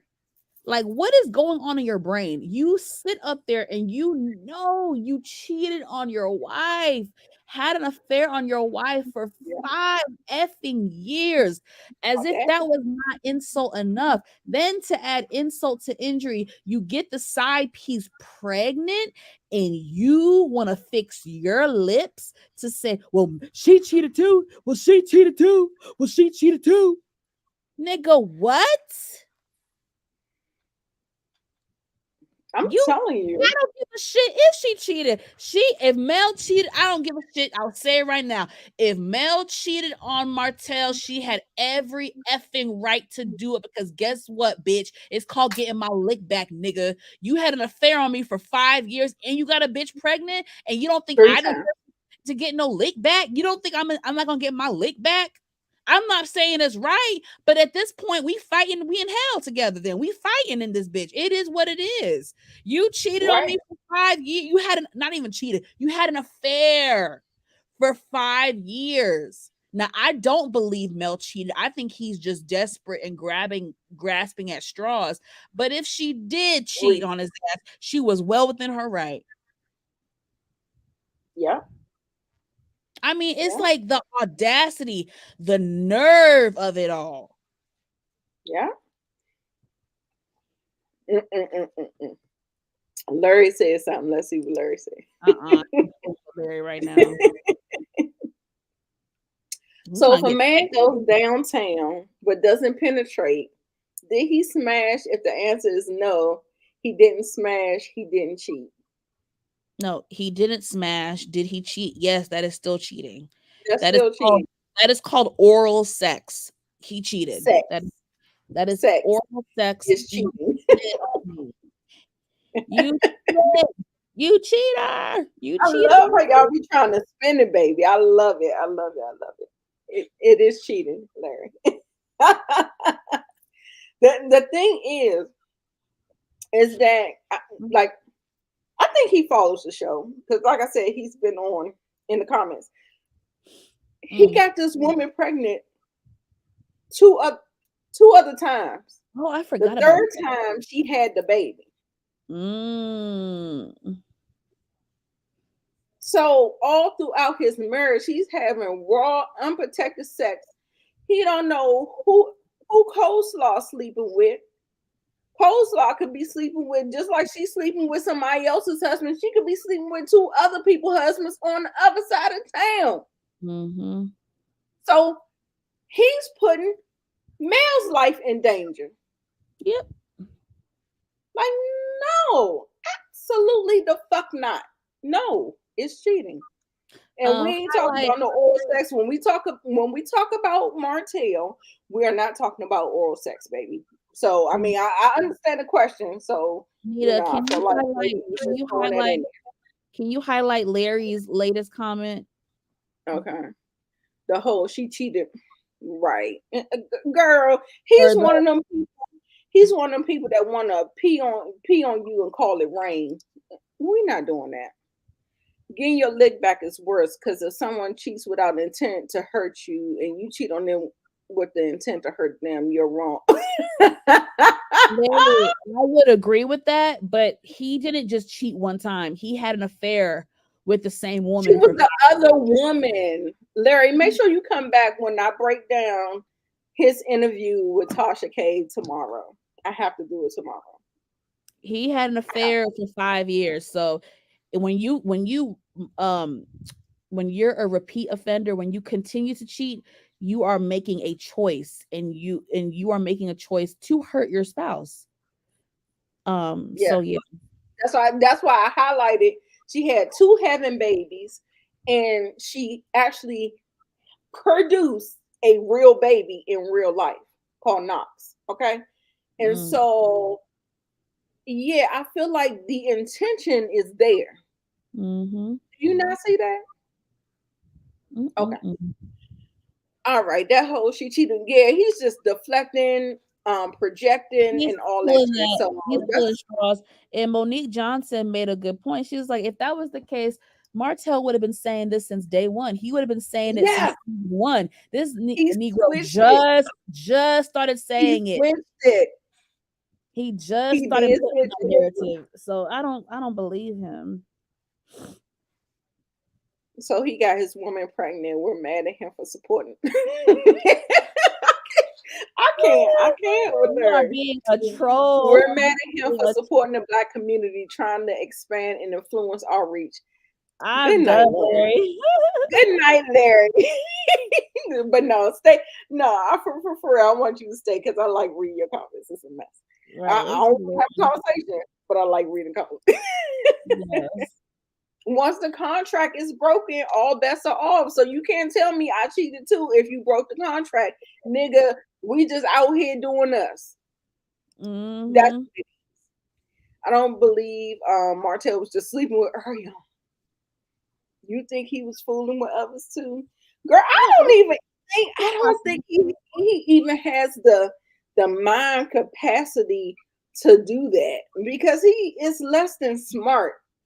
And I don't know. Maybe he tried, and then once he might have tried a couple of other women, and once he got the dummy Coleslaw, he was like, "Oh yeah, that's the perfect fit for me." And then I think he stopped on her. Now he might have started out cheating with a lot of different women, trying to find the right one. That's just my opinion. What you think about that, Monique? I mean, yeah, Monique. That's a good question. I mean, at this point, I don't put nothing past Martell. So it is quite possible that he did sleep with other women. It's very possible. Again, I don't know for sure, but it's possible, and I would not put it past him. Mm-hmm. Yep, she had heaven babies. I'm sorry. Oh, you laughing now, Larry? Okay. Okay, yeah, and Kiki and her husband. Did we talk about that? I think we're done with that. She said she had the infidelities, and she was trying to. Nisha said she was trying to protect her. Do you think she was trying to protect her? I think in the beginning, possibly, maybe, but I don't give a damn if Kiki want to be a fool, and if they want to cheat on each other. Have at it. I don't have energy to be trying to tell people about their marriage. I don't give a shit. Do what you want to do, child. Y'all both look stupid. Next. Okay, so Kiki says she wants to reconcile, but Tisha is very adamant. I'm just reading my little notes. Mm-hmm. Tisha said that Kiki tried to block her daughter's number out of her daughter's phone. Mm-hmm. Kiki absolutely denied it, but that's what they're saying. And they Yeah. said they really want to move on because no, Carlos said he wants to move on because now we're talking about the kids. So I think that they need to be mature adults, and okay, if y'all don't rock with each other, okay, but do not affect the children's relationship with each other. If they are best friends and they want to play with each other and do all that, y'all need to grow the F up as adults and let the kids hang out with each other. These are little girls who are best friends and cousins. It is so wrong to let what you have, the conflict you have as adults, to bleed over to the children. They don't need to know that y'all don't rock with each other. It's not right. that hard, baby. All you got to do is drop the kids off at each other's house for a few hours and go about your business and let them play and do what kids do, and you pick them up in a couple hours and be done. It can be high and by. It don't like y'all don't have to. It just don't affect the children. I really am big on protecting children's innocence and letting kids be kids, and it pisses me off that they have let their BS as adults affect their children and their children's relationship with each other. That part, Monique, she said the family cycle is repeating itself Mm-hmm. through their children. It's disturbing. I don't like it. I no, that's not right to do that to the children. It's not right at all. Right.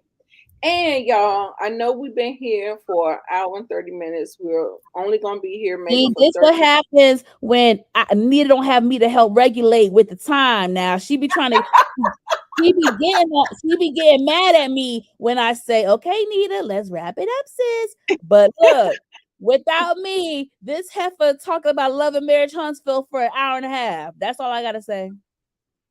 That's Okay. it. That's All right. it. Well, I'm going to let you wrap up this last segment about the pregnancy scare that Oh, Letitia girl. had You know, I while I want to get know. my refill. So, can you do that, ma'am? Yes, ma'am. Thank you. Okay, y'all. So the damn pregnancy scare that Tisha had this season, y'all. We know what the story is. She was not feeling well, and her logic is, well, the last time I felt this way was when I was pregnant. So I decided to take a pregnancy test just to make sure. The caveat to that, y'all, is her husband, Marceau, had a vasectomy. So, medically, there's like a 0.003% chance that he can impregnate anybody. So let's have I want us to have a honest conversation. I want us to take all of our biases off the table.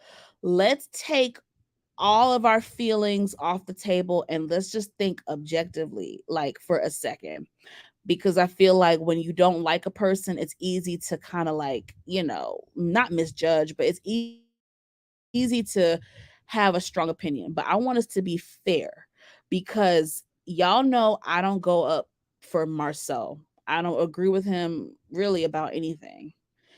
But I have to be fair. And I have to be fair. And I do feel like if the shoe was on the other foot, Tisha would be singing a different tune. A part of me, as annoying as Marceau is, a part of me understands his logic in this situation and where he's coming from. I really don't like to admit it, but I have to be fair. And like I said, I'm taking feelings out of it. I'm trying to think from objective point of view and be fair. And I have to be fair bitch, why are you taking a pregnancy test if your man has had a vasectomy? It does look kind of weird. Now we know Tisha can be kind of silly, and some people have called her stupid and dumb blonde. And so I don't know if she's having a dumb blonde moment and she's like, oh my God, I might be pregnant. Like, I don't know. But I have to be fair. And if I'm being fair, I understand why Marceau was a little bit suspect in the situation, because at this point, Heifer, I had a vasectomy. There's a 0.003 chance that I can impregnate you or anyone else. Why are you taking a pregnancy test? That does look a little suspect. I will be fair and admit that. Now, I think Marceau is, full of crap, because on the flip side, he talking about some, oh, if she was pregnant, I would leave her. And it's like, Negro, all the times that Tisha has stood by your side, has defended you amongst umpteenth rumors, is very, like Carlos says, it's very rich of you, of all people, to say you would leave somebody. So I what do you think about that, Nita? What do you think about the whole vasectomy thing and the pregnancy test and Marceau feeling like, well, damn, Heifer, did you cheat on me? Because there's a 0.003 chance. So what you taking a test for? Right. Now, shout out to It's Rocks.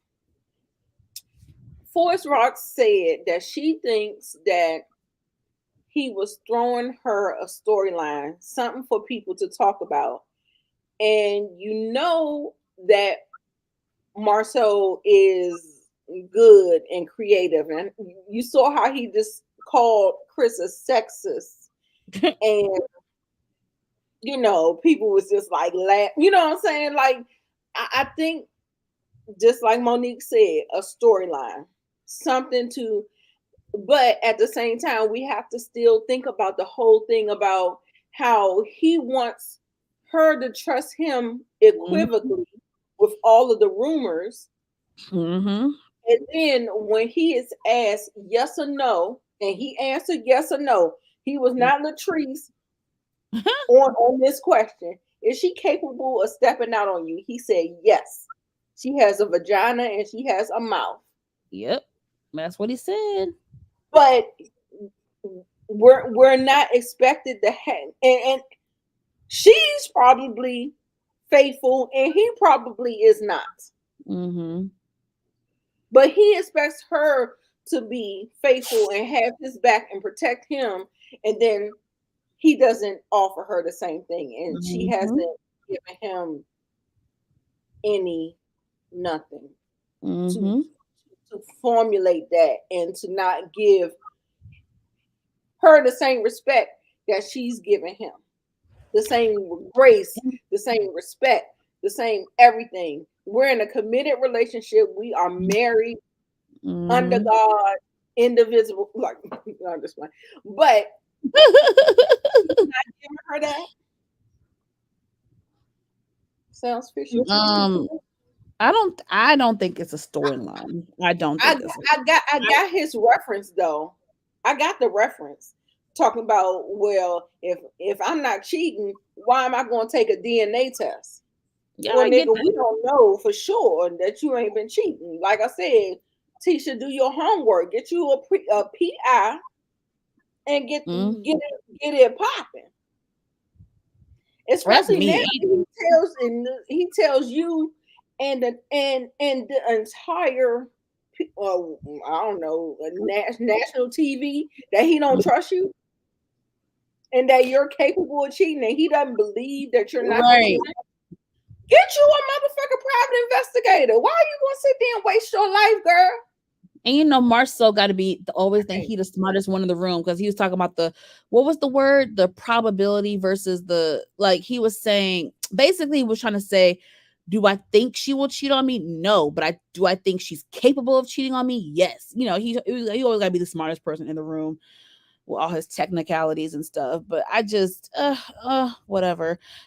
I mean, look, Tisha gonna do what she want to do. I don't have a dog in the fight, nor do I care anymore. I move different. Let me tell y'all when I would have hired the PI. I would have gotten a PI the minute that situation about the picture of his back at the hotel in the bed. Remember his wide back? That picture. Once baby, after that looked real to me. that was looked real to me. very real to me. That is when I would have hired a PI, and I wouldn't have given two shits about it. I would have easily hired a PI. Like, okay, I got to get to the bottom of this because you're not about to keep doing this. Hell no. Yeah, Bill, because you remember she said she kept pressing him. Once she heard it, she kept pressing Chris, and he came forthright with it. Mm-hmm. But Marceau, he think he's the smartest person in the room, so he gonna deny. Tisha is dealing with a whole different man. Did you see how he just called Chris a sexist, and Chris just sat there like this? Baby, listen, I can't. We giving Marceau. Marceau is a master. He's a master at this. And might I say he's on Larry's level, baby. I'm trying to tell you. I am done talking about Marceau. I am. Yeah, I think we're done. We're done. That's it. Y'all make sure we getting ready to rate it.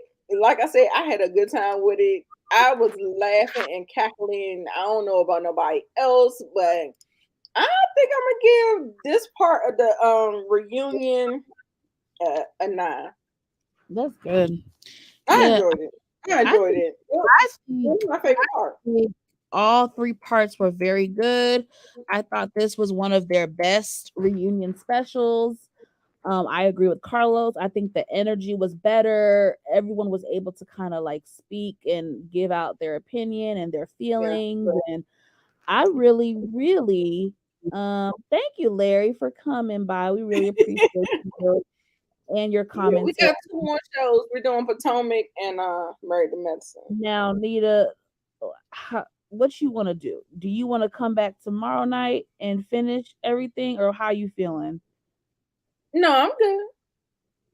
Because I'm trying to stay up for Moochie. Oh, I want to stay up for the watch party, but okay, so we're about to do. I don't think it's gonna work. Okay, wait. What time is her watch party at? Not Monique. That's not fair, Monique Johnson. Now I'm about to. I want to put the link down so you can tell us why, because I thought this was entertaining. I was getting my life on this one. Special. All 3 parts were good. You coming over with a bottle of wine? Okay. Yes, Larry, please come. We were talking about you. Nita, we're about to do Bell Collective. No, we already did Bell Collective, so we're getting ready to move on to Bravo. Okay. We're getting ready to move on to Bravo. I can probably hang for like 20 more minutes. Okay. All right, y'all. As I switch my stuff, make sure y'all are liking the video. Like. I'll be right back.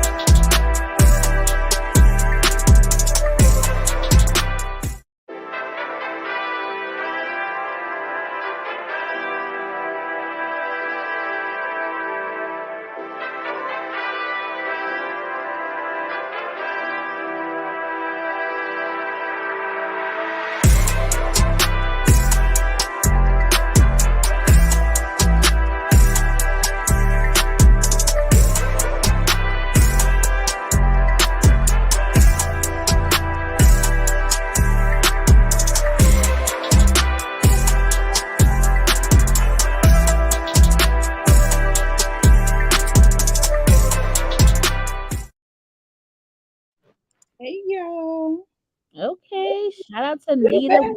Production. Woo! We back. We back. We back. We back. I'm trying to remove all this stuff from the studio, download. I do part of my work upstairs on my telework computer, and then I come down here in my studio, and so I have to re-download everything, redo. It'd be a lot. It'd be a lot. I be doing a lot. So, Mm-mm-mm. And we appreciate it. Because y'all so know I do not get with all this technical I shit. mean, I be having the notes, I be having the screenshots. I did ask Monique Johnson to do it, but I have a yeah, I'm sorry, but I do have a complex about that. Like, I don't want to be a burden on people, so I don't try to ask if I don't have to do it. And Mm-hmm. so, I will do the work. You know what I'm saying? I mean, it's my shit, so I'm gonna do the work. So I appreciate Monique when she does it all the time, but I Yeah. have a problem with always asking, so I'm not that person. So let's go ahead. I'm gonna talk so much shit that Nita puts me out. I'm not gonna put you out, Larry. As long as we good. I'm telling you, I'm laughing. I'm laughing. I'm laughing. I know it's boring. It's boring. I don't even know what to say. It's different. I don't know. I feel like they may be trying to combat a lot of the. I don't know because I felt like this stuff was filmed prior to all of this. The backlash that they've been getting on social media. If y'all don't know, that Essence they wrote a scathing, real Mhm. article about them, and it is really like it was true. I hope you read it, Monique, because I only heard about it. I did not get a chance to read it yet. yeah, the thing is, it's like when you say you don't see colorism, I feel like maybe you need the bullet points. You need to see it. Like I feel like I try to tell you, but you still don't see it. I don't know.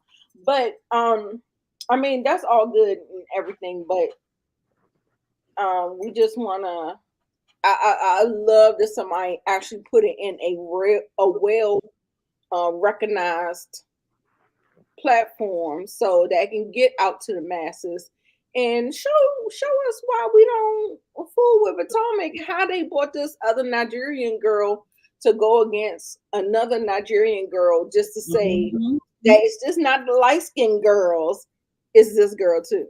So Mhm. I don't Mm-mm-mm. like that. I don't like that. I don't like it at all. Who's your favorite Potomac lady? Candace is my favorite. Karen is the next. Who's your favorite? I mean, I can really take them or leave them, but if I was to put them up against people, I would say Karen is my favorite. okay. So Karen is Monique's favorite. Candace and Karen is my favorite. Okay, y'all answer it down in the. She is a plant. Now y'all know how Cat Williams was talking about Kevin Hart was a plant. NECA is a plant. I can She believe that. I she told y'all is. if y'all go back to our I forget which live it was, but if y'all remember, I said when they had their first scene with NECA as a group at Ashley's housewarming party. If y'all go back, I felt as a viewer, I felt like NECA's energy towards Wendy was off even then. I felt like you coming on as a black girl onto a established platform and you have another dark-skinned black girl who is also Nigerian. See, that has Baby, to I not work. live in Atlanta. I'm around the Nigerians all the time. I understand the culture. There's a way you embrace each other as women, as Nigerians, especially on a platform like this. I'm not saying they were supposed to automatically be best friends. I'm not saying that because we're all human. It don't matter if you black or Nigerian. If I don't like you, I don't like you. Don't get me wrong. I'm not saying they're supposed to be glued at the hip automatically, but there is a way that NECA embraced Robin and Giselle in a different way than how she was supposed to have embraced Wendy. I did not feel the camaraderie. I did not feel any of that. Right. And so, y'all know I don't really get with all the conspiracy theories and all that shit, but I can believe that NECA was a plant. Now, we'll get to it. Don't get me wrong. When it comes to Wendy and NECA and what the mama said and called, something is fishy. I like Wendy, but something is fishy there. I agree. Don't get me wrong. NECA may have some validity to her story. She may, but it's the way she went about it that I cannot rock with. I get it. I get it. Larry said we need to bring Monique back. He I like said he liked Monique. Mhm. Um, I think I liked her on this show better than Love and Marriage DC. 100,000%. 100,000%. Okay. But he likes Ashley because she's so damn silly.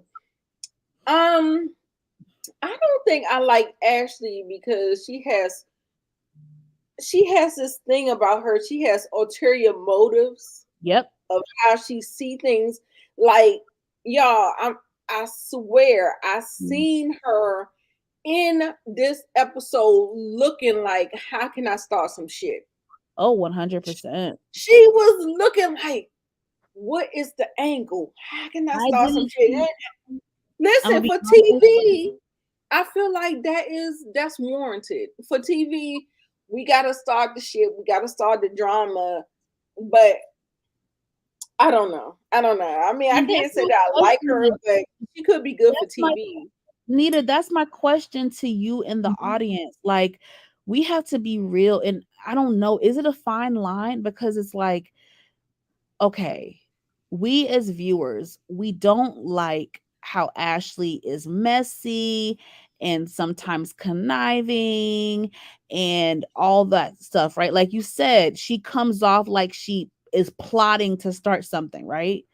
So we don't like that.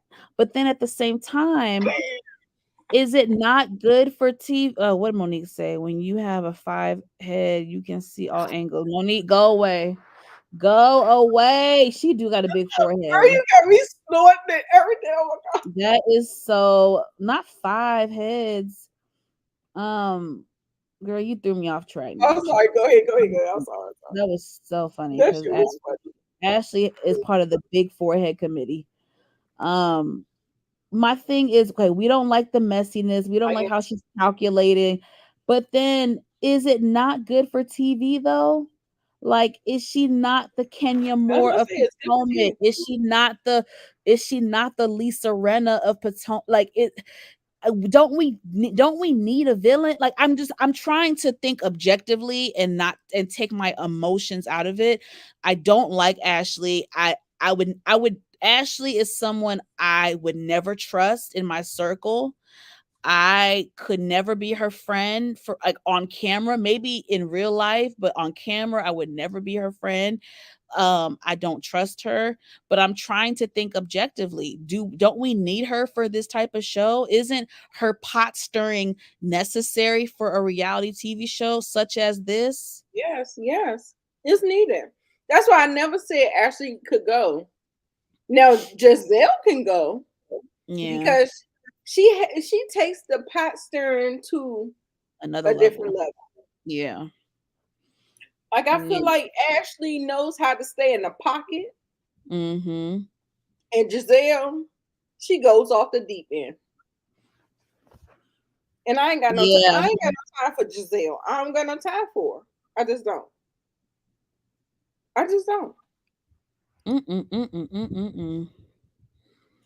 Giselle's so glamorous when she doesn't speak.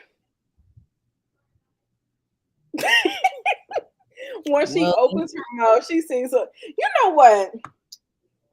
I might have to go back on this rule, Monique. We might have to. what? Yeah, Larry, if Thursday nights at 7:30 works for you, we might have to get you on this segment. I love that you've been sticking with us this whole time and giving us a Yeah, male perspective. I love So that. let's think about it and let's discuss it with Larry because I don't think he got that much time for me. But you know, Right. Even if he wants to pop in and out and just share his commentary for, 10, 15 minutes and dip out. I would love to have right. a male And perspective. then make sure you put in your tagline underneath your name, we hate each other. Ooh, Okay. So that's like getting our channel, but not getting our channel. Okay. So think about that. Think about it and we'll discuss it. Because he's throwing some stuff out there that's really like, get the conversation going or whatever. I'm gonna, you know what, y'all, my brain. A couple weeks ago, was it 2 weeks ago? Funky Dineva covered just a little bit of Potomac, y'all. When I tell you he read Giselle in the most like intellectual, intelligent way, like the way he broke down the It's a issue with mess. Giselle was so good. I'm gonna have to screen record it and post it and talk about it because he nailed it. He nailed it when it came to Giselle. So, oh my God. Shout out to Funky Dineva. I love to hate you and hate that I love you. Oh Lord, y'all so silly. Y'all are Girl, so girl, silly. that's our relationship. I'm telling you. Go So watch the back Lamont days. I gotta go back and watch. Don't get me wrong. I was watching some of them OG videos, so I do remember a little bit. But I definitely want to go back and. It was a battle. It was a battle. Okay, let's go. So we're talking about Potomac. Oh, I still got Love and Merge. I feel lucky. Let me take a graphic off. Okay, I don't got a graphic for them. Okay, so I deserve it. Raven and Karen gets with Giselle and what's the girl name? Oh shit. I don't Pretty forget. Girl. She is girl, not to be confused with Pretty Girl Loves Content. Shout out to her. However, she is beautiful. She's beautiful. Is it Grace? Oh, Grace. Grace. Okay, they get together to have this kind of brunch, just like, okay, I'm going to college. Can you give me some tips, some pointers? Like, you've been through this experience before. They don't want to take the parents' perspective. However, they want to take another younger person's perspective. Yeah, I think this was very smart. Yeah, it was nice or whatever. And yeah, you have anything to say about it? No, I love it. Y'all know I do not go up for Giselle in any way, shape, or form. However, I don't take things away from people. I give credit where it's due. Giselle is who she is, but I think she is a really great mother. I've always said that. I will not take that away from her. I do think she's a good mother and she loves her kids and she's always been there, very supportive, have a beautiful close bond with her children. So I think this was very smart to team up with Karen and her daughter to get another young lady's perspective on college because it can be very nerve-wracking going off to college in general, let alone going out of state and being away from your family. Like it really is a lot. I don't think people talk about the psychology behind it. It is a lot. And it is scary. A lot can happen when you're away at college.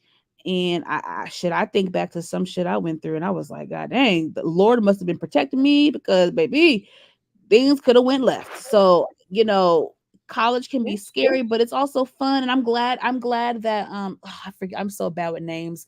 I'm so glad that Karen's daughter, Grace. Raven is Karen's daughter's Raven. I'm glad that Raven was able to give Grace some insight and just tell her, look, like you're gonna be nervous. She said I was crying, snotting, carrying up a storm, and then baby, when I got there, I was good. I was good. I was good. I was having a like. I'm glad she gave her that little of it, baby. You gonna be like Giselle, mommy, who, where? You gonna be, and that's the truth. Like, yes, you might have a little homesick moment. It's definitely gonna happen that first couple months, but you're gonna have so much fun. You're gonna have freedom. You're gonna meet people. You're gonna have different experiences, and just it. College is it can be such a dope thing. And so she's I so ready. She's so ready. She's Mhm. ready for that experience, and so I hope Yeah, she I has a think good it's time, cute. and I hope she is not harmed. Mhm. But we do know that it does happen. However, comma, I hope she is covered. Mhm. You know. Mhm. And I will Mhm. say this, I really enjoy when Karen and Giselle get along. They're OGs of the show, and I feel like when they get along, they're good. Like I really like it when they get along. I don't know how long it's going to last, but I will say I do think deep down they have a genuine care and love for each other. Mhm. Um, and I just hope I would rather see them friends than foes. Be person. Now, when they go at it, is it comical and enjoying? Yes. It It is. is it entertaining and comical? Yeah. But I do like it when they get along. I do like it when they get along. Yeah, you know what is really odd to me is that how the dark skinned girls can't go back and forth with Mm-hmm. the friendship as the light skinned girls do. Like, I mean, Karen has said some disparaging things. And then we're going to get to it about Robin and what Candace said on Twitter and all of that stuff. But why you can't get over it? Well, maybe she can't get over it in this moment. We're gonna have to talk about that. Maybe next season she might be maybe getting over it. Yeah, we'll talk about that. I have strong opinions about that. So Maybe it's too fresh. yeah, Okay, and so Candace isn't taking any ownership. Like Candace is being a little delusional, if you ask me. And the girlies had to get her together. right, that's exactly what I said. Why is it so easy for them to forgive each other, but Giza can't forgive nobody else? Because they've known Benji, each other the longest. They've known each other the longest. Go back to season 1, y'all. Go back to season 1. I think people are okay. forgetting things. So we have the Mother's Day thing that Candace put together. It was nice. I felt like it was on their level, just like how Ashley put together her housewarming. It still felt like the same way or whatever. Um, Wendy did not attend the event because she said that she had something planned for her mom about this book that she wrote, and you can see it over in the thing. And she's telling Candace that she's not going to be able to make it. Child, when when Charisse stepped into the Mm-mm. building, do you see Karen's face? She looked I like she saw just the sucked on clip. the lemon. She just Mhm. sucked on the lemon, and she like, oh my god, not this bitch. She not Why does here. Charisse always look a mess? Every time on camera. I don't Mhm. and I feel like she thinks she looks good. Nobody's told her. she The she people, the has to people not know. dragging her on Twitter. They're not Thank dragging. you, They're not Nita. You dragging just exactly, Nita. You just said it. They've been her. They dragging Charisse for her looks for a while. And don't get me wrong, y'all. I am not no fashionista. I do what I do, and it is what it is. I think I look cute for the most part. I put some shit together and I go about my day. I am no fashionista, but goddamn, I can tell you one thing, bitch. If I was on reality TV, baby, I'd be looking good every time you see me. Every time you see me. And I don't know who dresses her. It's like either she don't have a stylist and she's dressing herself, or she has hired some old maiden to be her stylist. I don't get it. Who is her stylist if she has one? I don't know. Anyway, I just had to say But that. But Larry says, can we go back a couple of seasons when Candace had her Miss Seeley moment and pulled a butter knife on Ashley? I love that. That was a good season. She pulled a butter knife on Ashley when she told that bitch to leave out her house and she came back in. I know that when I tell you that was a good season, but that episode infuriated me. I would have probably choked Ashley out. Right. I was like, how the fuck I'm gonna tell you to leave and then you won't come back? Bitch, like, this is my house, y'all. When I tell you, if I see, y'all can't be on these shows. Y'all don't think women got no power, they can't do nothing, bitch. No, no. I would have been like, cut the effing cameras. This is my home. We're not filming at a restaurant. I would have went the fuck off on Bravo. I would have went the fuck off on production. I would have damn near choked Ashley's ass. Like, nigga, we got bail money at the end of the day. Bail me out, nigga, because this bitch is... You about to disrespect me. Got bail money, so I got time today, bitch. You gonna disrespect me in my home, bitch, and talk about my mother?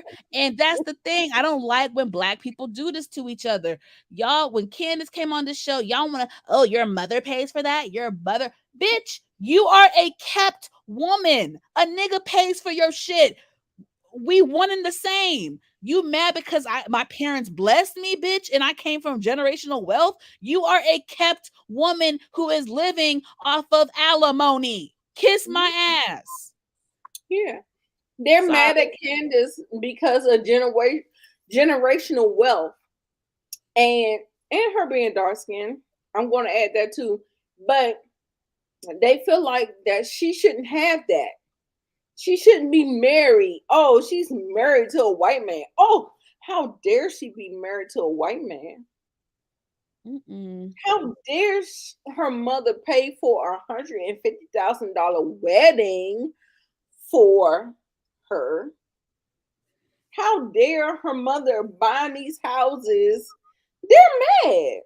Them bitches is mad and they're projecting, and that's honestly, that's when I still like Candace. She gets on my nerves sometimes. I still like Candace though, but when I tell y'all, when I really like Candace was her first like 2 seasons when she came on the scene with the gangsta lean and got them girls together and was intelligent and could read them for filth. And like Candace's first 2 seasons, to me, were some of her strongest moments on reality TV. And that's why they came at her so hard, because they thought she was the youngest, so they could walk all over her and all of that. So, ooh, Larry, you done took me back. Let me move on now. Larry took us back.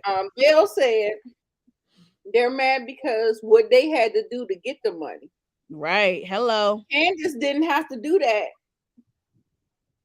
To get her parents money. Hello. Money. Come on. Let it be what it is. And all that fucking projecting and deflecting shit, bitch, get that shit out of here. The real people understand what that is. Why did the Cookie Monster, Larry? You are making me try to read your comments. Listen, why did the Cookie Monster try to play Candace's husband when they showed the video and dude didn't pay her a lick of attention? I remember. Yes, I know. Yes, he didn't. And then I love when they played the beautiful bean footage. Yes, I know what you're talking about, Larry. I need to come on here so I can talk about it. We'll talk. We'll talk, Larry. We will. We will. Yes, and she speaks to her mind, and They are mad. When I tell you Candace is the next Kenya Moore, I think she she's beats Kenya Moore with as far as her begging. the way she reads. She reads way more intellectual and quicker than Kenya. 100%. In, Baby, she in my chopped opinion. their heads off. And that's why them bitches be so mad because how dare you be so intellectuals that you can read me down to my kneecaps and my motherfucking edges and take my edges off. How Mm-hmm. dare you? That's why. That's why they don't like her. That's why they don't like her. I'm telling you. What you laughing at, sisters, in the kitchen? Y'all got my mama crying. Who? Oh, hey, mama.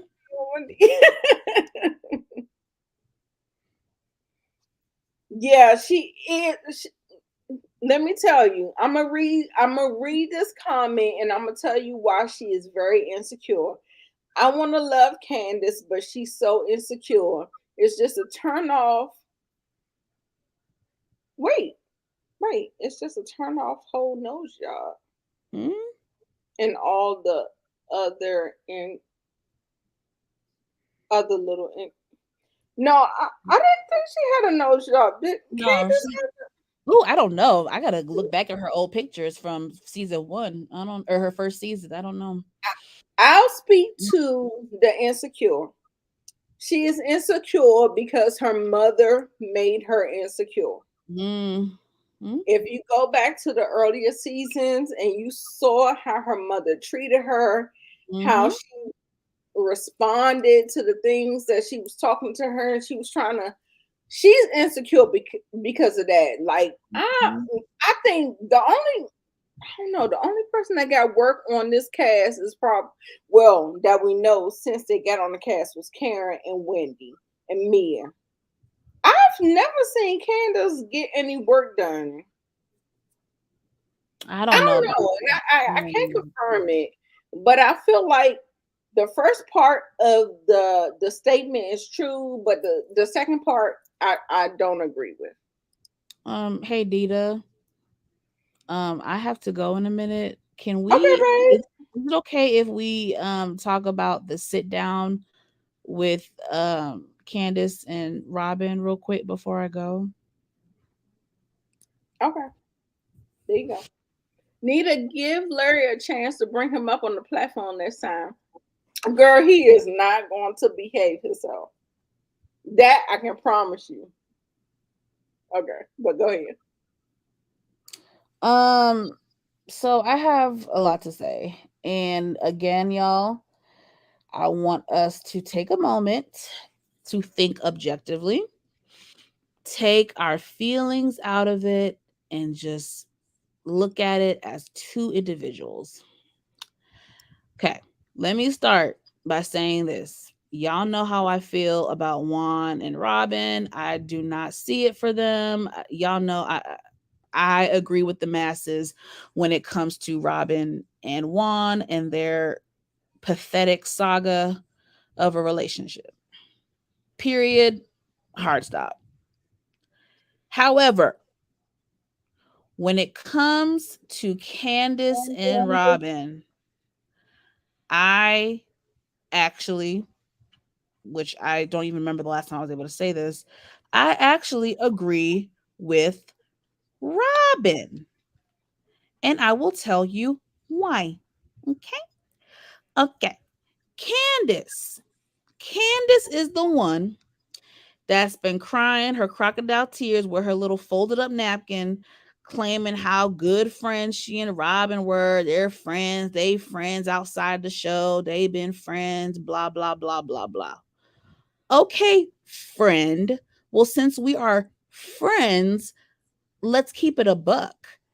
When word got out about my situation with my trifling ass husband, instead of you calling me and questioning me about it and hearing my perspective, getting the tea, whatever you want to call it, instead of you doing that, friend, you took it upon yourself to run to social media, blast me on every platform imaginable.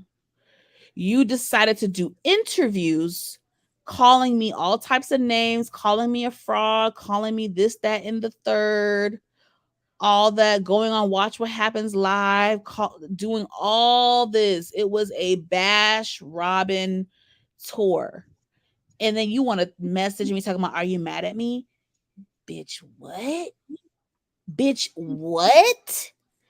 And you, Candace, in your mind, created a narrative that Robin teamed up with Giselle with the takedown of Chris because Robin was trying to deflect from her situation with Juan. So she put it on. Like, when you peel back all the layers, it does not make sense. And I feel like if it would have been totally different if Candace was just like, oh, Robin, if they weren't close or whatever. But you can't sit up here and be crying and saying, oh, this was your friend and y'all were so close and da da da da.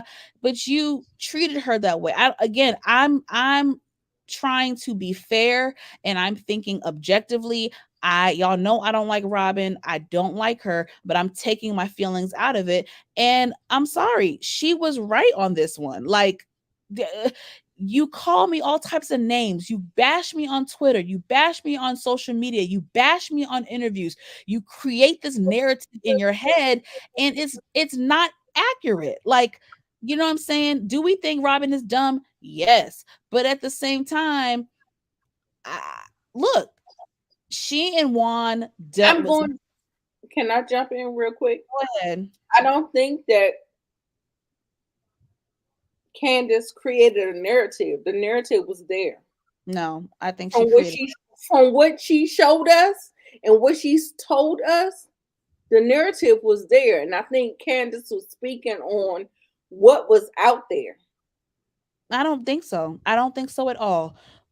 During last season, Robin met up with Candace and Chris. She spoke out against Giselle. She said she did not believe Giselle. She said she feels completely different than Giselle. That was that thing. Then what Robin messed up, she backpedaled at the reunion and said, well, yes, I understand what Candace is saying, but at the same time, I don't think a man should be in the same hotel room alone with the woman. I agree. Robin backpedaled and that was whack, but that does not prove that she was in cahoots with Giselle and came up with this scheme that, okay, so me and Juan went through this. So what we're going to do is we're going to call out Chris and put the heat on Chris so that nobody looks at me and like, I'm sorry. I don't think Robin that is that smart. I don't think that shit makes no sense. It doesn't. I'm sorry. I do think that was a narrative that Candace came up with, and she ran with it, and that's that. I'm sorry. Robin is not that fucking smart to do no shit like that. I'm sorry. That was all Giselle's, to me, and we don't have to agree, but that was all Giselle's scheme. I don't think it's fair. Listen, let's keep it a buck. I'm not with the bullshit. Candace, before this, I don't like when people flip-flop.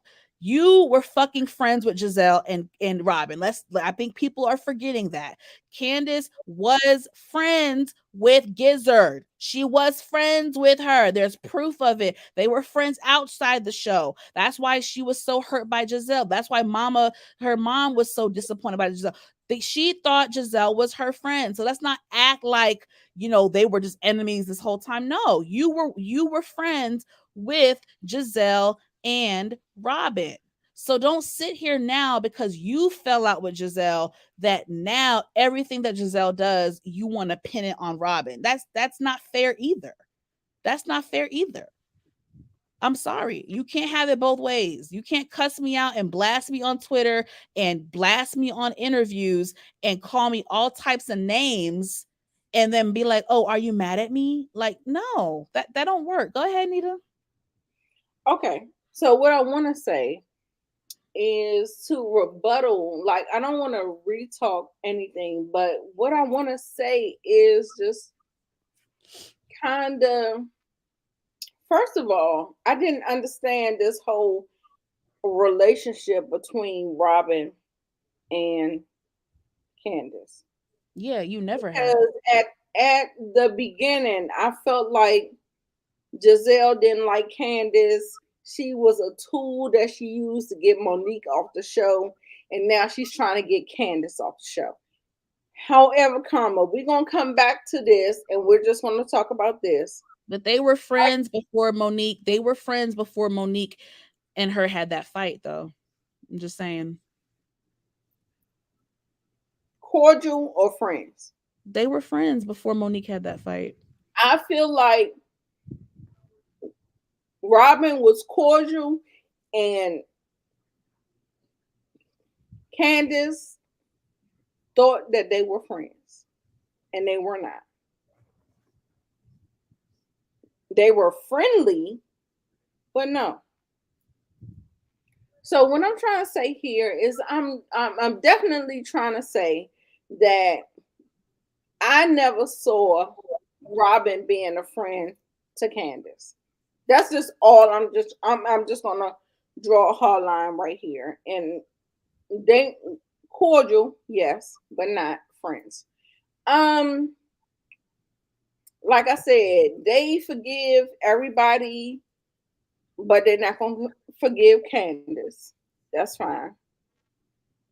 Yeah, yes, Candace's mouth was a mess, and she was only saying what everybody else was saying. But guess what? If you consider that girl a friend, then you're not gonna jump on the bandwagon. So that's when I have to tug your wig, Candace, because no, if everybody is jumping on the bandwagon, and maybe she was doing it for dramatics and all that stuff, you can't be like, why are you mad at me? What happened? I know that's you can't do that. Mm-hmm. And that's when I want to be fair. I want to be fair when I'm like, no, girl, what? Like you was jumping on the bandwagon. And if that girl was really your friend, y'all was just cordial. That's what I'm just saying. Y'all Right. cordial. Y'all work together. Y'all cordial. Mm-hmm. But I'm not on Robin's side. Like, I mean, if she don't want to talk, that's her prerogative. I don't give a fuck. And I feel like Candace shouldn't give a fuck either. Right. Fuck that bitch and move on with whoever else you. But reality TV is a numbers game. Like Mhm. they got a certain number of people on the show, and if people ain't taking up for you, and if you not making a bigger splash, look at Dr. Alicia. Mhm. Look at the people who get thrown by the wayside. So I feel like she's trying to do the things that she needs to do in Mhm. order to remain relevant on the show. And she knows that they're icing her out. You know what I'm saying? You know what Really, I'm saying? I don't agree with that statement that Candace is being. Oh, tell me more. Tell me more. I'm gonna look at some of the comments. I'm not gonna talk about them. I'm just gonna put them on the screen. I don't agree that Candace is being iced out. I don't agree at all.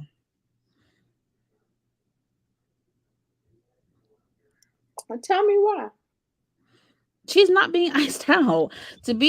Being iced out is what they did to Quad. Candace is not being iced out. She has beef with two people on a cast. She's I think fine. it's That I is think no it's different than start. any that is no different than any other franchise on Bravo. She has beef with two people. And I mean Ashley and her are always gonna be oil and vinegar, whatever, oil, water, whatever the saying is.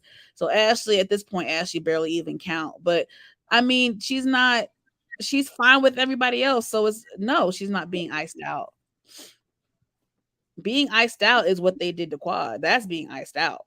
That's Right. not happening. That's not happening.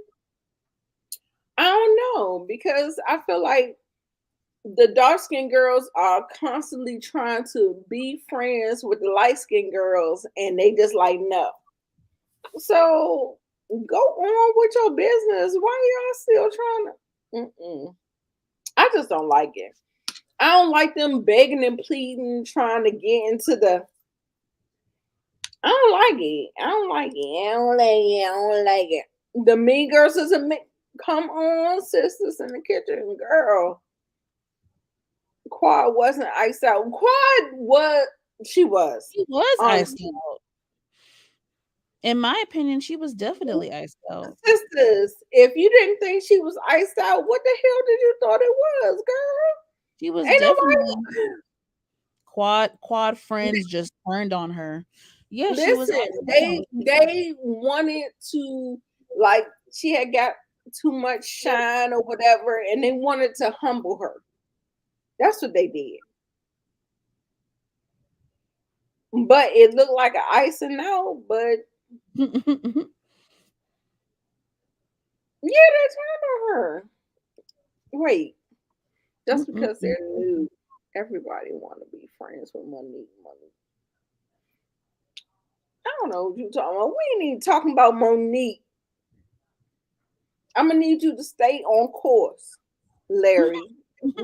We're gonna be having this conversation on our new channel. We ain't talking about no damn Monique. We on what is this?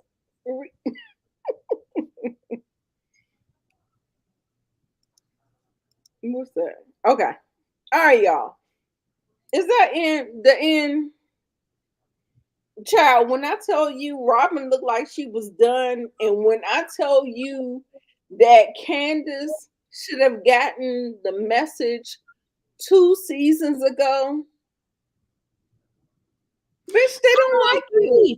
I They don't don't agree. like you. I'm sorry. I Move don't agree. on. I don't agree. I think Robin in the conversation was speaking very logically with Candace, and she was being very honest with Candace.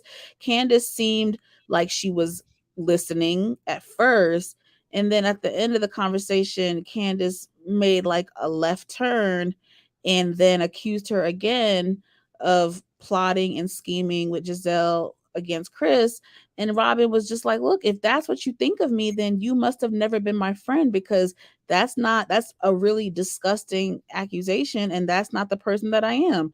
And so Candace got her attitude and she got up, and Robin was like, okay, I guess that's I that. mean, I'm sorry. I get Like, that. I read the comments, and even When even people who don't rock with Robin, even people who don't like, if y'all go on OMFG reality, whatever TV, a lot of people who don't even like Robin were like, yeah, I have to side with her on this one. I'm sorry. Like, I just, I get that. I get that. When you re brought that up, I was like, oh man, she did say that. And so I was just like, oh yeah. So it feels like Candace is more rocking with her fan base rather than understanding the reality of what's going on.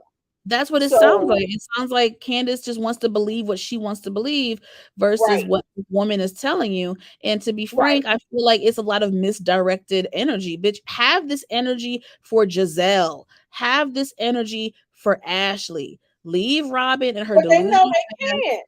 They Huh? can't. What They you mean? can't. Every woman know that they can't go at Giselle. Oh, Candace can. I.e. Candace will eat Giselle up. why Candace got her head beat at that damn season 6 because she couldn't take it out on Giselle. She took it out on Candace.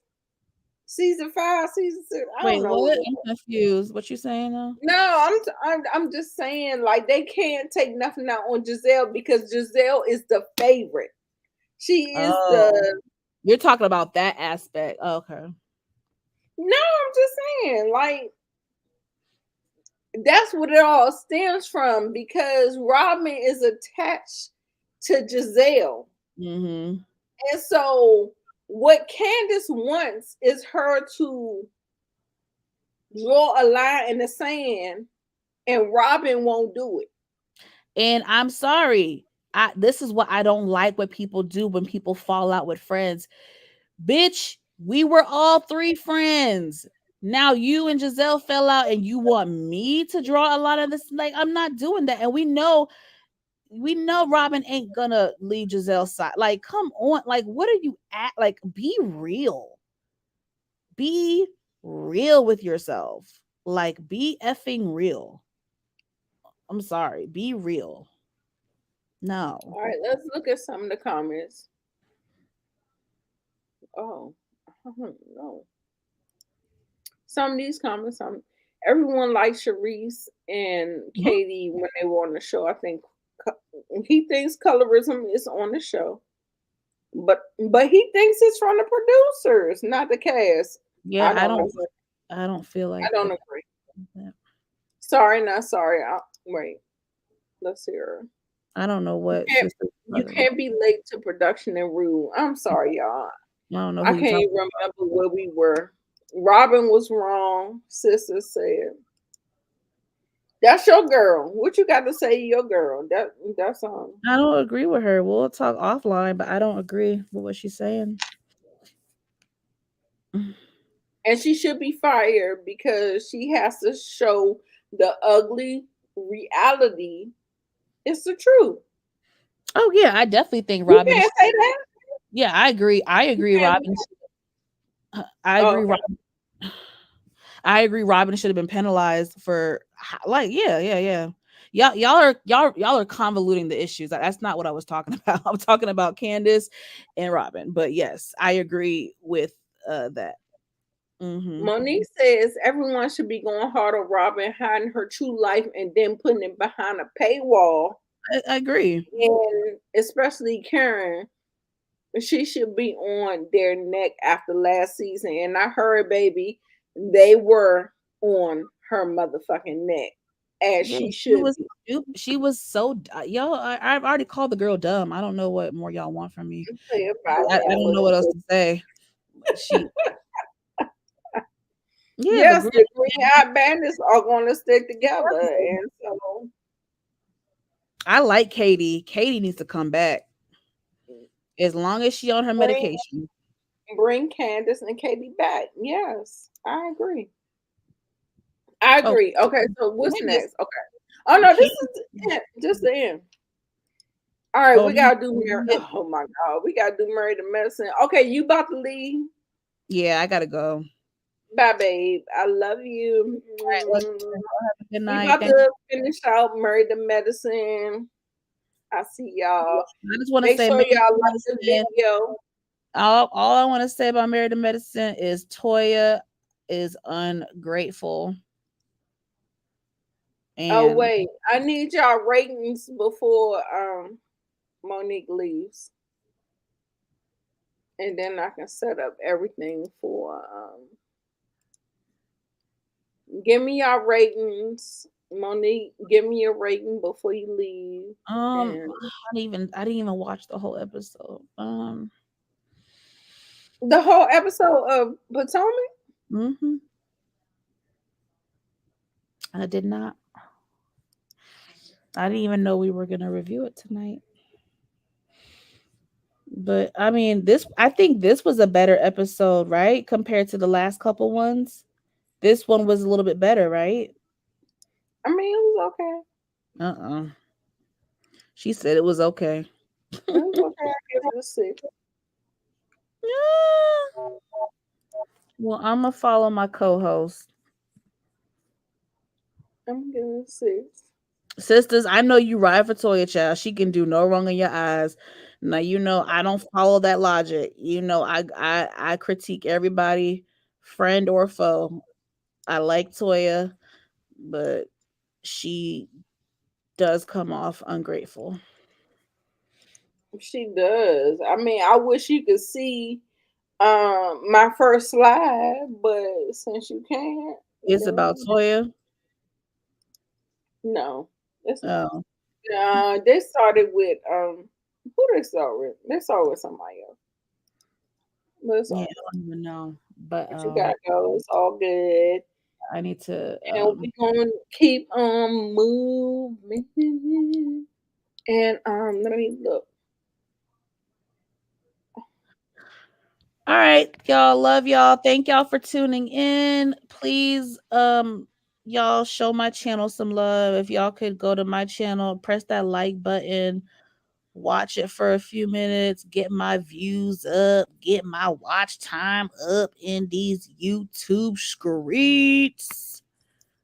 Whoop whoop whoop. Whoop whoop whoop. Oh, and y'all, they filmed Married to Medicine reunion yesterday. So we should be getting the reunion probably what, in a month or in a few weeks or something like that. So um and I know some shit popped off because y'all know Funky Dineva is cool with Heavenly, so he said some shit popped off. So we shall see. I love Eugene, girl. I love Eugene. Like Eugene, Lord Jesus, I want a Eugene and I want a Dr. Damon Daddy in my life. Lord Jesus, please, God. Those are two amazing men. I wish there were more men like them. I just, oh my God, between Eugene and Damon, I think they are just amazing, amazing black men. We need more men like them. I just, not only smart, educated, but they're loving, they're affectionate, cool, calm, collected, level-headed, reasonable. Oh, caring.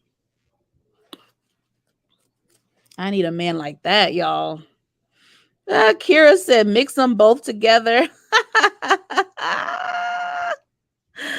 Mix them both together.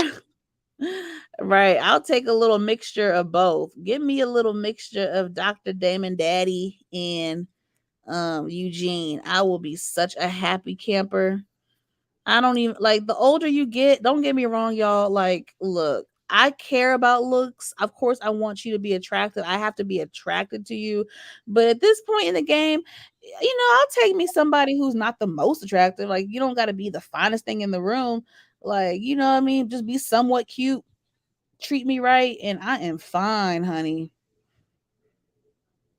I am fine. Oh, thank you.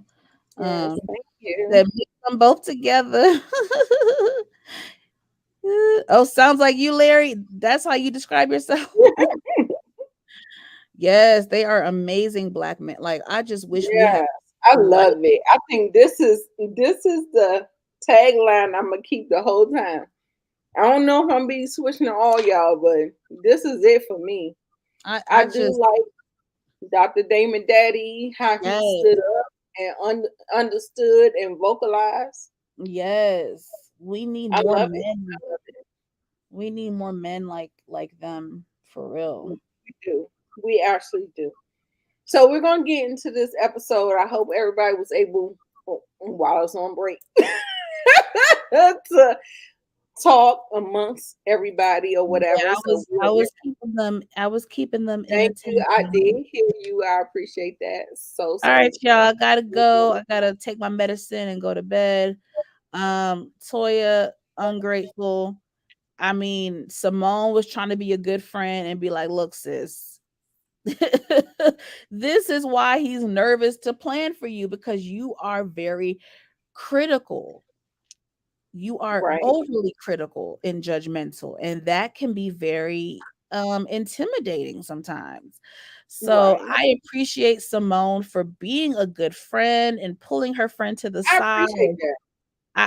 That's what I want in my friendships. I don't need no yes men. Please check me. Please pull me to the side. If you can't be real with me and if I can't be real with you, we cannot be friends. I'm not saying we have to Right. agree, but the respect and just the level of respect to be like, you know what, I don't agree with you, but I appreciate you telling me how you feel or keeping it real with me, or like that's the type of friendship I Keeping want. you accountable. Thank you, Nita. Keeping each other accountable. Now, was Toya receptive to this? No, No, she because wasn't. she's spoiled. She's spoiled. She's entitled. I don't Yeah. know. We talk about it a little bit into the episode when her sons they're at the Mhm. dentist appointment and they say something about her being a catch for Dr. Eugene. You know what I'm On. saying? Like he was a nerd, and mostly nerds don't get girls like her. No, they do not. And I listen. And her son told her to her face, or Mhm. told his father to his face, you was lucky. Mm, And now it looked like the luck has worn off. ooh, Toya, bitch, if you think you can get somebody better than Eugene, go ahead and try. girl, Go ahead and try it. And I want you to stay on the motherfucking show to tell me whether or not you found somebody good as Dr. Eugene. I want baby, you to stay on the motherfucking show. That's what I want you to do. I would never let that man go. Never. It's not to say he's perfect, y'all. We're not We're not saying he's perfect. we're not delusional. We know the man ain't perfect, but baby, You can do compared what you want to. compared to the masses, I that's a want her to stay good. so we can see what she can pull with the pool of men that got pissed in the water. I want to see you pull That's a that. good man, Savannah. That is a good man, Savannah. A good man. Bitch, listen, you ain't got. That's a good man, Savannah. What I'm And trying to tell you, I'm not trying to tell you that Eugene is perfect. I'm not no, trying to tell you that Toya is imperfect and she right. cannot find that. But what I'm trying to tell you is that the pool is full of shit and piss. And good luck bobbing your heads in the damn pool for somebody like Eugene, bitch. Yeah. You know what? Actually, I want to see her leave him. I want to see No, her. don't say that. I do. I do. Don't say that. And don't get me wrong. I'm not saying that Toya's feelings are not valid. No, I'm not saying that. Let me be fair for a second. Yes, if she feels, because, when you're married and been together for 15, 16 years, like they have been, yes, people become comfortable, people slack. Don't get me wrong. I Yes, said that last week. she I did. she has every right to voice her opinion. Don't get me wrong. If she wants her husband to put more effort into certain things and have more date nights and spice it up, yes, she has every right to voice that to him. Don't get me wrong. She should definitely voice her I feelings. said that last But week. there is but there is a way to go about it. And we all know Toya, sometimes her delivery is just not right. And there's a way to kind of like coach somebody along. And I just feel like you got to be able to voice your feelings, but don't tear the person down or make them feel bad. And it's like she has to find a good balance, with Eugene, because he really, like Dr. Heavenly says, he loves her dirty draws. Like he loves her. He really, really loves her. And they gonna figure it out. Like they gonna figure it out. They gonna be all right. Have are you And now I'm about to go because I said listen, I didn't watch the episode. All I saw was 3 scenes. So I mean, y'all. can I say my piece before you dip Oh, out? yes, ma'am. Okay, so my piece on that is I feel like the way she does it, just like you said,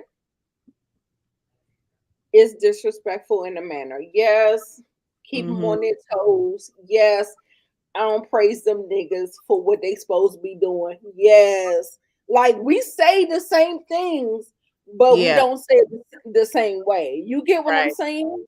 Yeah. But the for me is the Mhm. way she says it. Yes. Like I feel like he wants to do it, but he receives so much criticism. Mhm. It's so hard for him. He don't want to do it. He was like, well, I don't do nothing. She ain't criticizing me, but now she's criticizing him. And so Mhm. now he's left with this whole thing. Should I do it? Like, Right. I mean, the thing is, like, if I try to put more effort into something and the person that I'm putting the effort into is not receiving it Mhm. and it's not being appreciative, it's not, I'm not saying grateful. Unappreciative and grateful are two different things. But I Okay. feel like what he was doing was something that should be appreciated. Yes. So, and I feel like the whole time, my thing is the whole time when she was laying out her case to Mhm. everybody, she was saying he was doing all this, he was doing all that. He, bitch, what were you doing? Are you Mm. in a relationship too, or no? Simone asked her, she said, well, you can plan dates too. Oh no. Well, he used to do all this. Bitch, he got you Nita, stop it. now. He got you now. He did that in the beginning, but okay, so I mean, it may not be No. as extravagant as it used to be, but what are you doing? Like, I feel Right. like I need to understand the contribution that you're doing. Like, I mean, I you remember she said he's like it's 50-50. She was like, well, do you give life? Okay, the life is here. The life is here. I Yeah. got it. Yeah. We got it. And he probably gave her a push gift because we know how good he is. We know he a good man, Savannah. He Mhm. probably appreciated her for what he gave her. But Mhm. now, where are we? Like, I don't believe that somebody, like the kids said, oh my God, the kids said it. He was like, oh, you got to catch. So he was, what the son, y'all remember what the son said? The son said, you you was a track star or something. I know, Monique, you probably can't talk to it, but you Mm-mm. got something to say to my rebuttal, and then you can go, and then I can finish out the rest of the. Oh no, I mean, I pretty much agree with what you said. I mean, I still stand behind the fact that, Toya has a right to express if she wants Oh, they Eugene say it's to. for TV. She has a right. Oh, Dr. Eugene is tired. Girl, yes, you do get tired. What the fuck? I mean, you do get tired. And then she's sitting up there kicking out like you listen, I'm all for women in their soft era, but no. It has to be reciprocal. I'm sorry. I'm sorry. I'm sorry. I love people being in this soft era, but if I feel like we're in a relationship and I'm doing more than what you're doing, eventually the relationship will be terminated. Sorry. Well, what if Toya feels like she's the one doing everything? Well, why don't we see it if I she's don't know. doing everything? Like, I wonder. I don't know. I don't know. I don't know. I don't. Some people always feel like they're doing everything and they ain't doing nothing. A lot of people feel like that. I mean, entitled people feel like that. Oh, I see So what you're yeah, saying. I can't explain it. Look at Mm-hmm. the proof. The proof is in the pudding. So Yeah. who's doing what? Can you see it? Is it manifested or is it just words? And let's Yeah, and let's not forget Toya has disrespected Eugene on this platform so forever. many times Forever. over the years. Forever. And I'm glad she hasn't done it in a while. I hope she's learned her lesson. But all I know is I'm not Because saying I he's feel like she knows she gonna lose that good man, Savannah. She gonna lose that good man. I hope not. Now I don't know if he gonna leave her. It'll Oh, be a thing if she leaves him.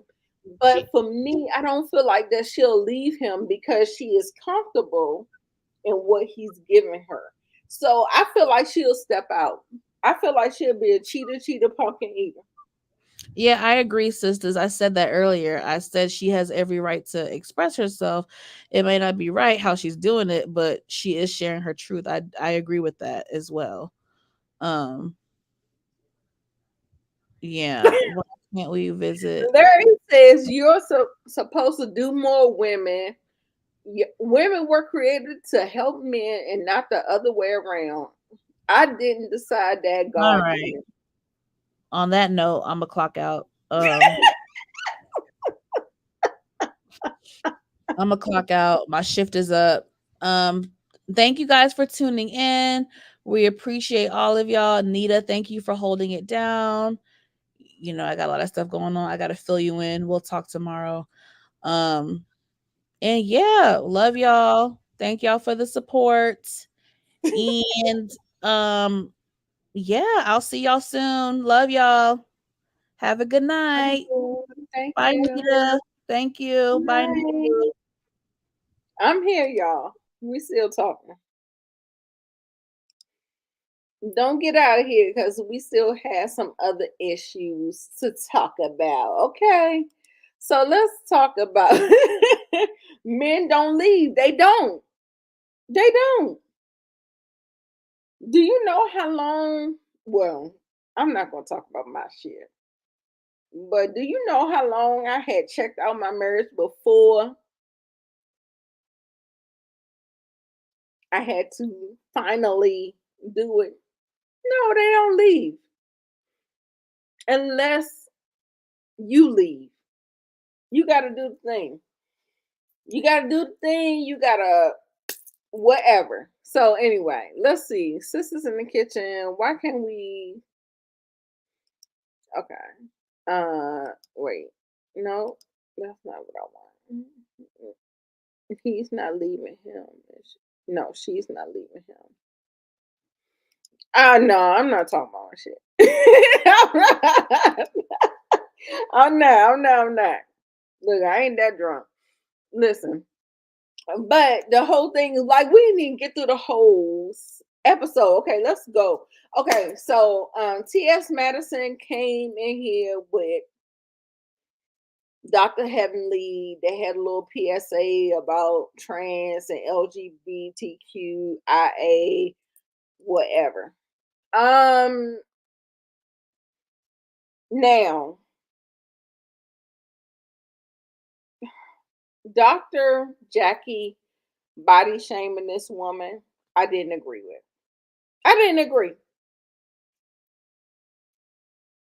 I didn't agree with how she went about that whole thing. She is a cancer survivor. When you are a survivor of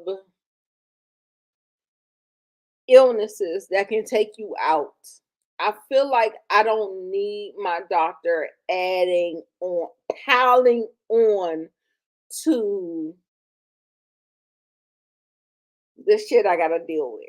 And so I was just like, I didn't like how she handled all that stuff. And y'all, this is off the dome. I'm not looking at my notes no more. And that's that. She told her to get on this machine that can tell her how old she is by her weight and her height. And I thought that was insensitive to put on the TV screen for national TV and for people to consume that. I felt like it was a little, I mean, I feel like it's an issue that people need to take care of because a lot of times people may be skinny, bigger, whatever, and their numbers aren't matching what they look like. But I just felt the way because I know how Jackie is. She's super skinny. She don't have no children. She's infertile. She has not had children. And so she talks to her patients through this lens that she doesn't have experience through. However, common, and I'm gonna do a story time on it because I went through it. Thank God my son is still alive, but I went through the whole situation that is contributing to Black mothers' mortality rate when they're giving birth. And I'm gonna do a story time on that. I got the thumbnails created, all the shit is created, and all of that is done. I'm gonna do a thumbnail on that. However, I didn't like how she was talking to that girl. Did y'all like how she was talking to that girl? You think we riding Jackie too? I don't. Do you have children, sisters? I mean, I'm not saying do you have children. I feel like if you didn't have that situation happen to you, maybe you can't relate. Does that sound better? Because I don't want you to go away from me because I said something that you don't agree with. However, when I'm talking about a child that I'm trying to give birth to, and the doctor's not paying me no fucking attention, and then we have a doctor on TV saying that women cry wolf, and then she want to turn around Donald Trump out the same.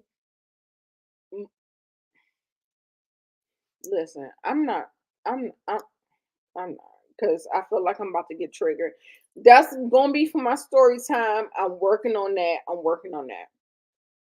She's using some new device, whatever. I'm not even going to talk about the device because I feel like it's some fuckery. Yeah, I mean, okay, she's obese.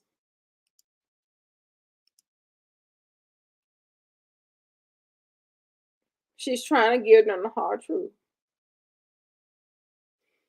I mean, you're trying to give somebody the hard truth. However, you want to do this PSA at the same time saying that Black women be crying wolf. Like, I mean, this whole episode felt like it was doing an Ozempic commercial. Okay, do your Ozempic commercial promote a medicine that is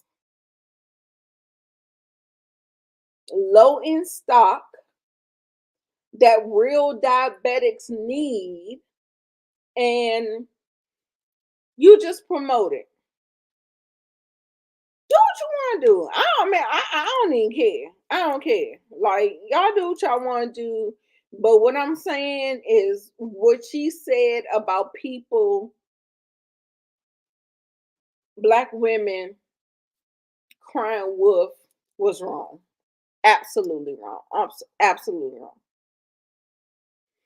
She could deliver better, but I do believe she cares and takes care of her patients. No, I think she's just a doctor and she wants a paycheck, honestly. She gets more attention than Simone. That's true. I hate that. Okay, maybe you talking to somebody in here or whatever. But we're gonna move on to Simone. Simone was much different in her delivery, and I was fine with that.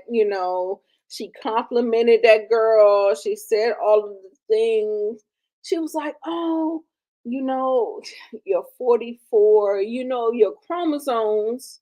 And possibly your husband chromosomes will produce a baby that is not the best. She talked about the A laws, the Georgia laws or whatever. And she was saying that long as we do the pre-planning, we need to check your chromosomes and see if you don't have like the bad chromosomes and all that stuff. Like she was informing her. Of course, she said she was on the Ozempic as well. And she was like, well, I lost like 23 pounds. And, it was what it was, whatever. But now I'm trying to get pregnant. I'm like, why are you losing weight to get pregnant? I don't know. Well, you know what? I'm lying. I remember when I was trying to get pregnant, they told me to lose weight. I had the weight loss surgery and I did lose weight and I did get pregnant. I got pregnant a couple of times. I had one child. I do have having babies, but it wasn't from my doing. That's a little bit TMI, but whatever. I prefer Simone's bedside manner than Jackie's, and that's just what it is. We can talk about it all that we want to. I'm just gonna move on. They took the kids to the dentist. Toya and Eugene took the kids to the dentist. The little boy needs aligners or braces. They told the difference between the two. He chose aligners. Also, too, during that conversation, I remember the oldest boy telling his father that he looked up with his mama. Did y'all hear that? Did you did you hear that? Let me see what Larry said. You shouldn't get mad at the doctors. You should be mad at yourself. You should be happy that the doctors are being honest with you so you can actually get the information you need to be healthy. Absolutely. Absolutely. I feel like she just didn't have to embarrass that girl on national TV. That's all. Get the information. Like I said, skidding people don't got the numbers that I got. Trust me, I know. You love, yeah, definitely. I love Simone Moore as a doctor. Dr. Jackie, she couldn't touch me with a motherfucking 10-foot pole. You hear me? She's popular because she does celebrity patients. I get that. Truth is fine, but now watch how you talk to me. It could work for some. You gotta find the people that's right with you. I got all that. I got all that. So we are moving to the black light. Now, baby, if you're not in the house that I reside in, I'm not walking around in your house with a black light. Y'all nasty, trifling, jerking off, watching porn, got girls coming up and through here that don't respect themselves. The boys don't respect themselves, the women don't respect themselves. They just out here humping and jumping. And girl, what do you think you're gonna find with that black light? I don't want to see that shit. I don't want to see it. Clean that shit up or get a cleaning crew. I'm over it. I'm not. Listen, I'm not here for it. I'm not here for it. I'm not here for it. I'm not here for it. Now, this PSA is too soon for me because Dr. Jackie, bitch, I heard what you said about black women crying wolf. And bitch, bringing life into this world, you don't ever have to cry wolf to do that.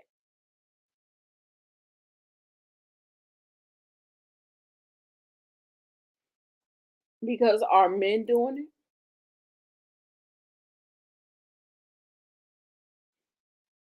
If somebody needs to be off work because they're bringing life into this world, do they need to?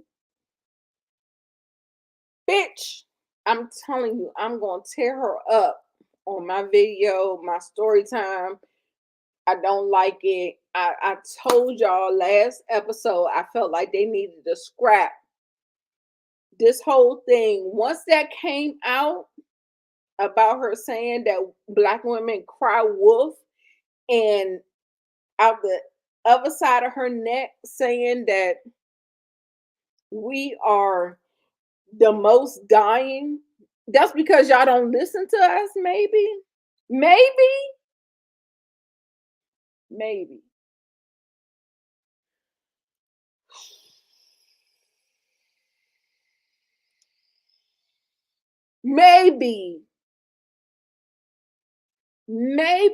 because you're not listening to us.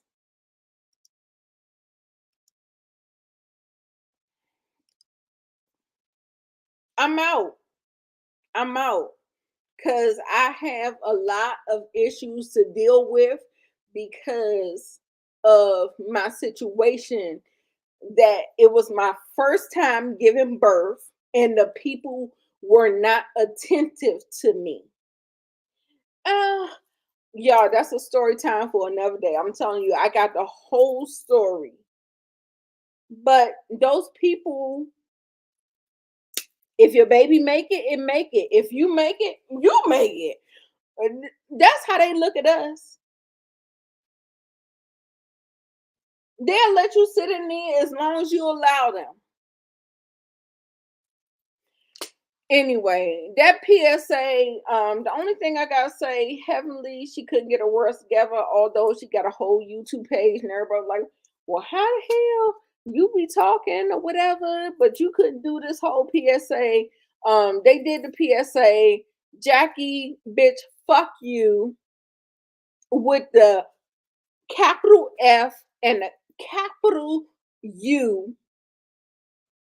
Fuck you for the comments that you said on Heavenly's live. You hear me? I hope everybody hear me. All right, I'm triggered. I'm sorry. We're done. If I need off work, shit, write me. If I'm off work, write me the fuck off. Childbirth is not a game. We're not playing no game. Oh, you think that's the season was already filmed? Okay, because baby, when I tell you I was triggered, like I'm telling you, I'm gonna do a whole story time. Y'all know I don't do no story times. I think I did one in my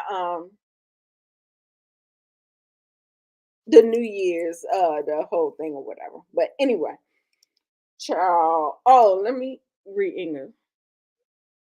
Yeah, we still going. Well, I'm still going. Dr. Jackson said the video was a year ago. It doesn't matter. I don't feel like her views have changed. However, I do believe in growth. I definitely believe in growth, but what I will say is that her first apology video did not show me growth. She got dragged again. And then we got the PR apology. Ma'am, do better. Do fucking better, because I'm not siding with you at all. Knowing that my life or my child's life could have been in danger based on your ideologies. No ma'am. No ma'am. I'm so sorry. I'm so sorry. I can't do it. Dead ass wrong. Dead ass wrong. Yes, they was dragging her, especially when you saw the first video versus the second. She only did it because she was being dragged. Period, point blank, and that's just what it is. So we're gonna move on because I can get on my soapbox, and that's what it is. And this is the last slide. This is the whole thing about the men getting together, and I don't have much to say about them. them in their caveman, whatever. What y'all want to say about this shit? Because I ain't got shit to say about it. Shout out to Dr. Damon Daddy, and he's kind of sexist. However, he's not this African over here. That's all I can say. So I guess it's a difference in the cultures, the American culture versus the African culture, whatever. We saw Big Ugly, Jackie's husband, Curtis. He made an appearance. He only made an appearance with the men, not with Jackie. Only with the men, child.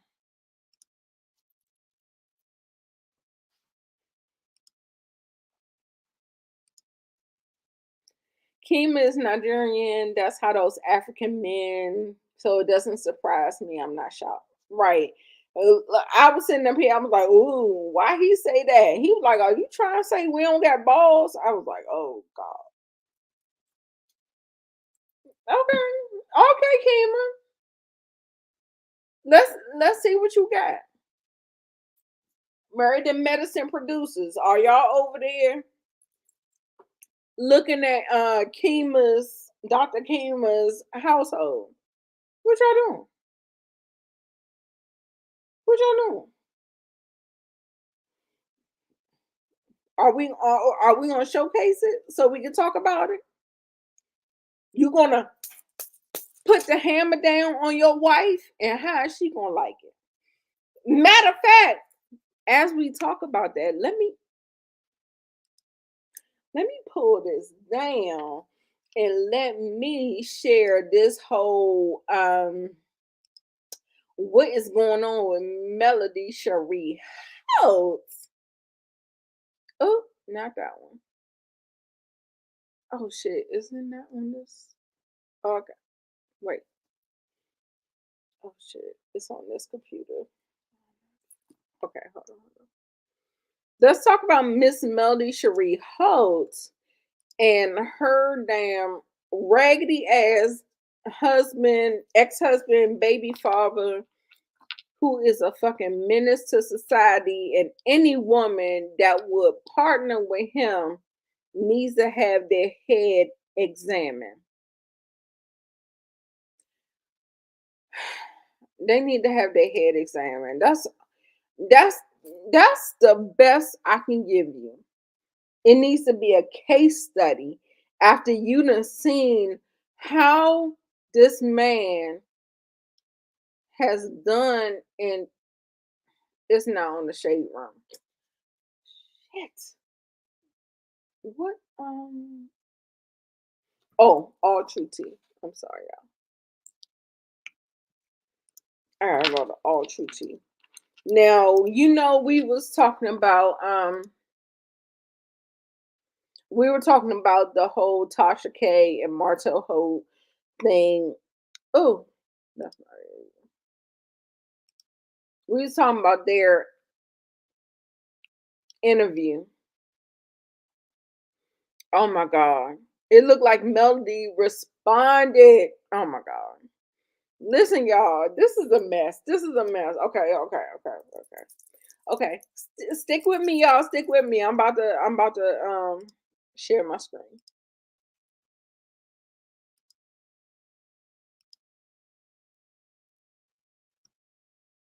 Quit recording me. Like, don't get recording me like you're gonna put me out on blogs or some shit. Don't fucking record me. Don't record this, okay? Because you never. You gonna tear up my. No, chill out. Don't play with me. Don't make words. I will. Okay. I will. Call them and get my money moved back to the account. No, it's our money. And split it 50-50 like it's supposed to be. We just split the $150,000 50-50. What? Why are you messing our shit up? Don't do, Mel. Stop, Mel. Mel, don't do this shit. Today I'm going. Don't. No, I'm saying don't do that. Like you have not pushed. No, do not. You go ruin the. You go ruin this furniture. And I can go. I don't care. You go ruin the furniture. No, do not put that on. Oh. Call now. I'm not playing with you about my money. Tear your phone up. Boom. Oh, no, I got it now. Why are you acting like that? Quit recording me. Like, don't get recording me like you're going to put me out on I'm not. blogs or some shit. Don't fucking record me. Don't record this, okay? Because you never do Oh, you gonna tear up my... No, chill out.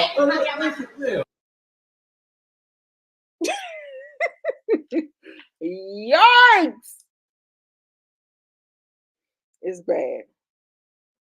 It's bad. Now, mind you, y'all are watching footage during the time that she found out that he was cheating, having other babies, and all of the like. No, what you gonna do?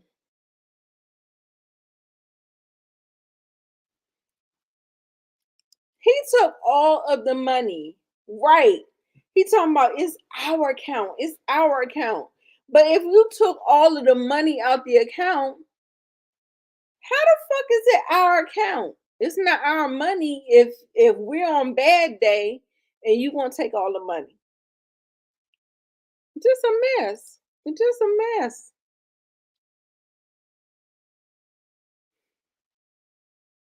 Okay. Yeah, he took all the money. Like, that's why I didn't subscribe to Tasha K. I'm not gonna subscribe to her no matter what, however common. But like her trying to entice the people to see that's what he deserves.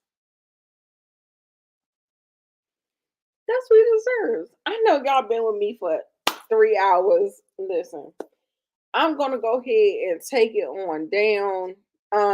That was a mess, but I will come.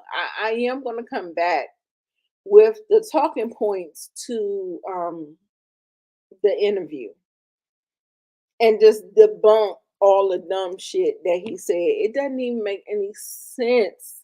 Like, he was talking and Tasha was trying to keep him on the right track. And ooh, this wine is good, ain't it? This wine good. I'm like, what, nigga? Anyway, shit. We done got through 4 shows, y'all. 4 reality TV shows. I'm gonna have to break it up, especially Monique. She's not able to stick with me. She's not able to stick with me, so I'm gonna have to break it up. I'm gonna have to do Bravo, and I'm gonna have to do OWN or We or whatever. But these lives, look, I'm not here for no 3-hour live. Look, I'm not Mo.J. I cannot do no 3-hour live. But I had a good time with y'all. I definitely can't say that. I enjoyed it.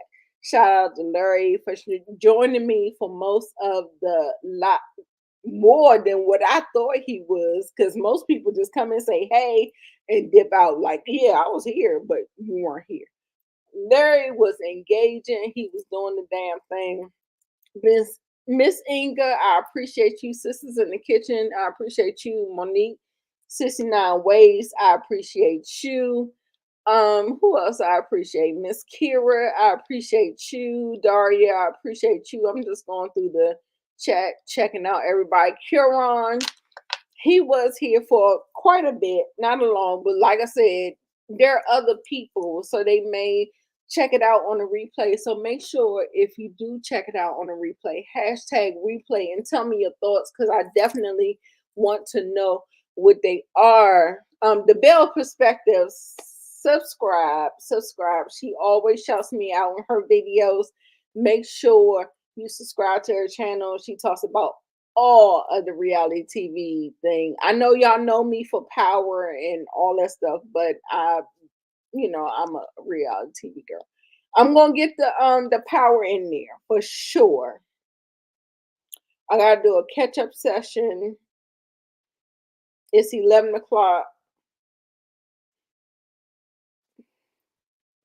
I don't think I can do an hour to do the to do the watch party with Moochie. I'm telling you, I'm like on my last leg. Like I gave y'all 3 hours. I don't think I'm gonna be able to watch an hour of TV and then give my commentary afterwards. So shout out to Moochie and everybody else, LSW, Daria, all the good people.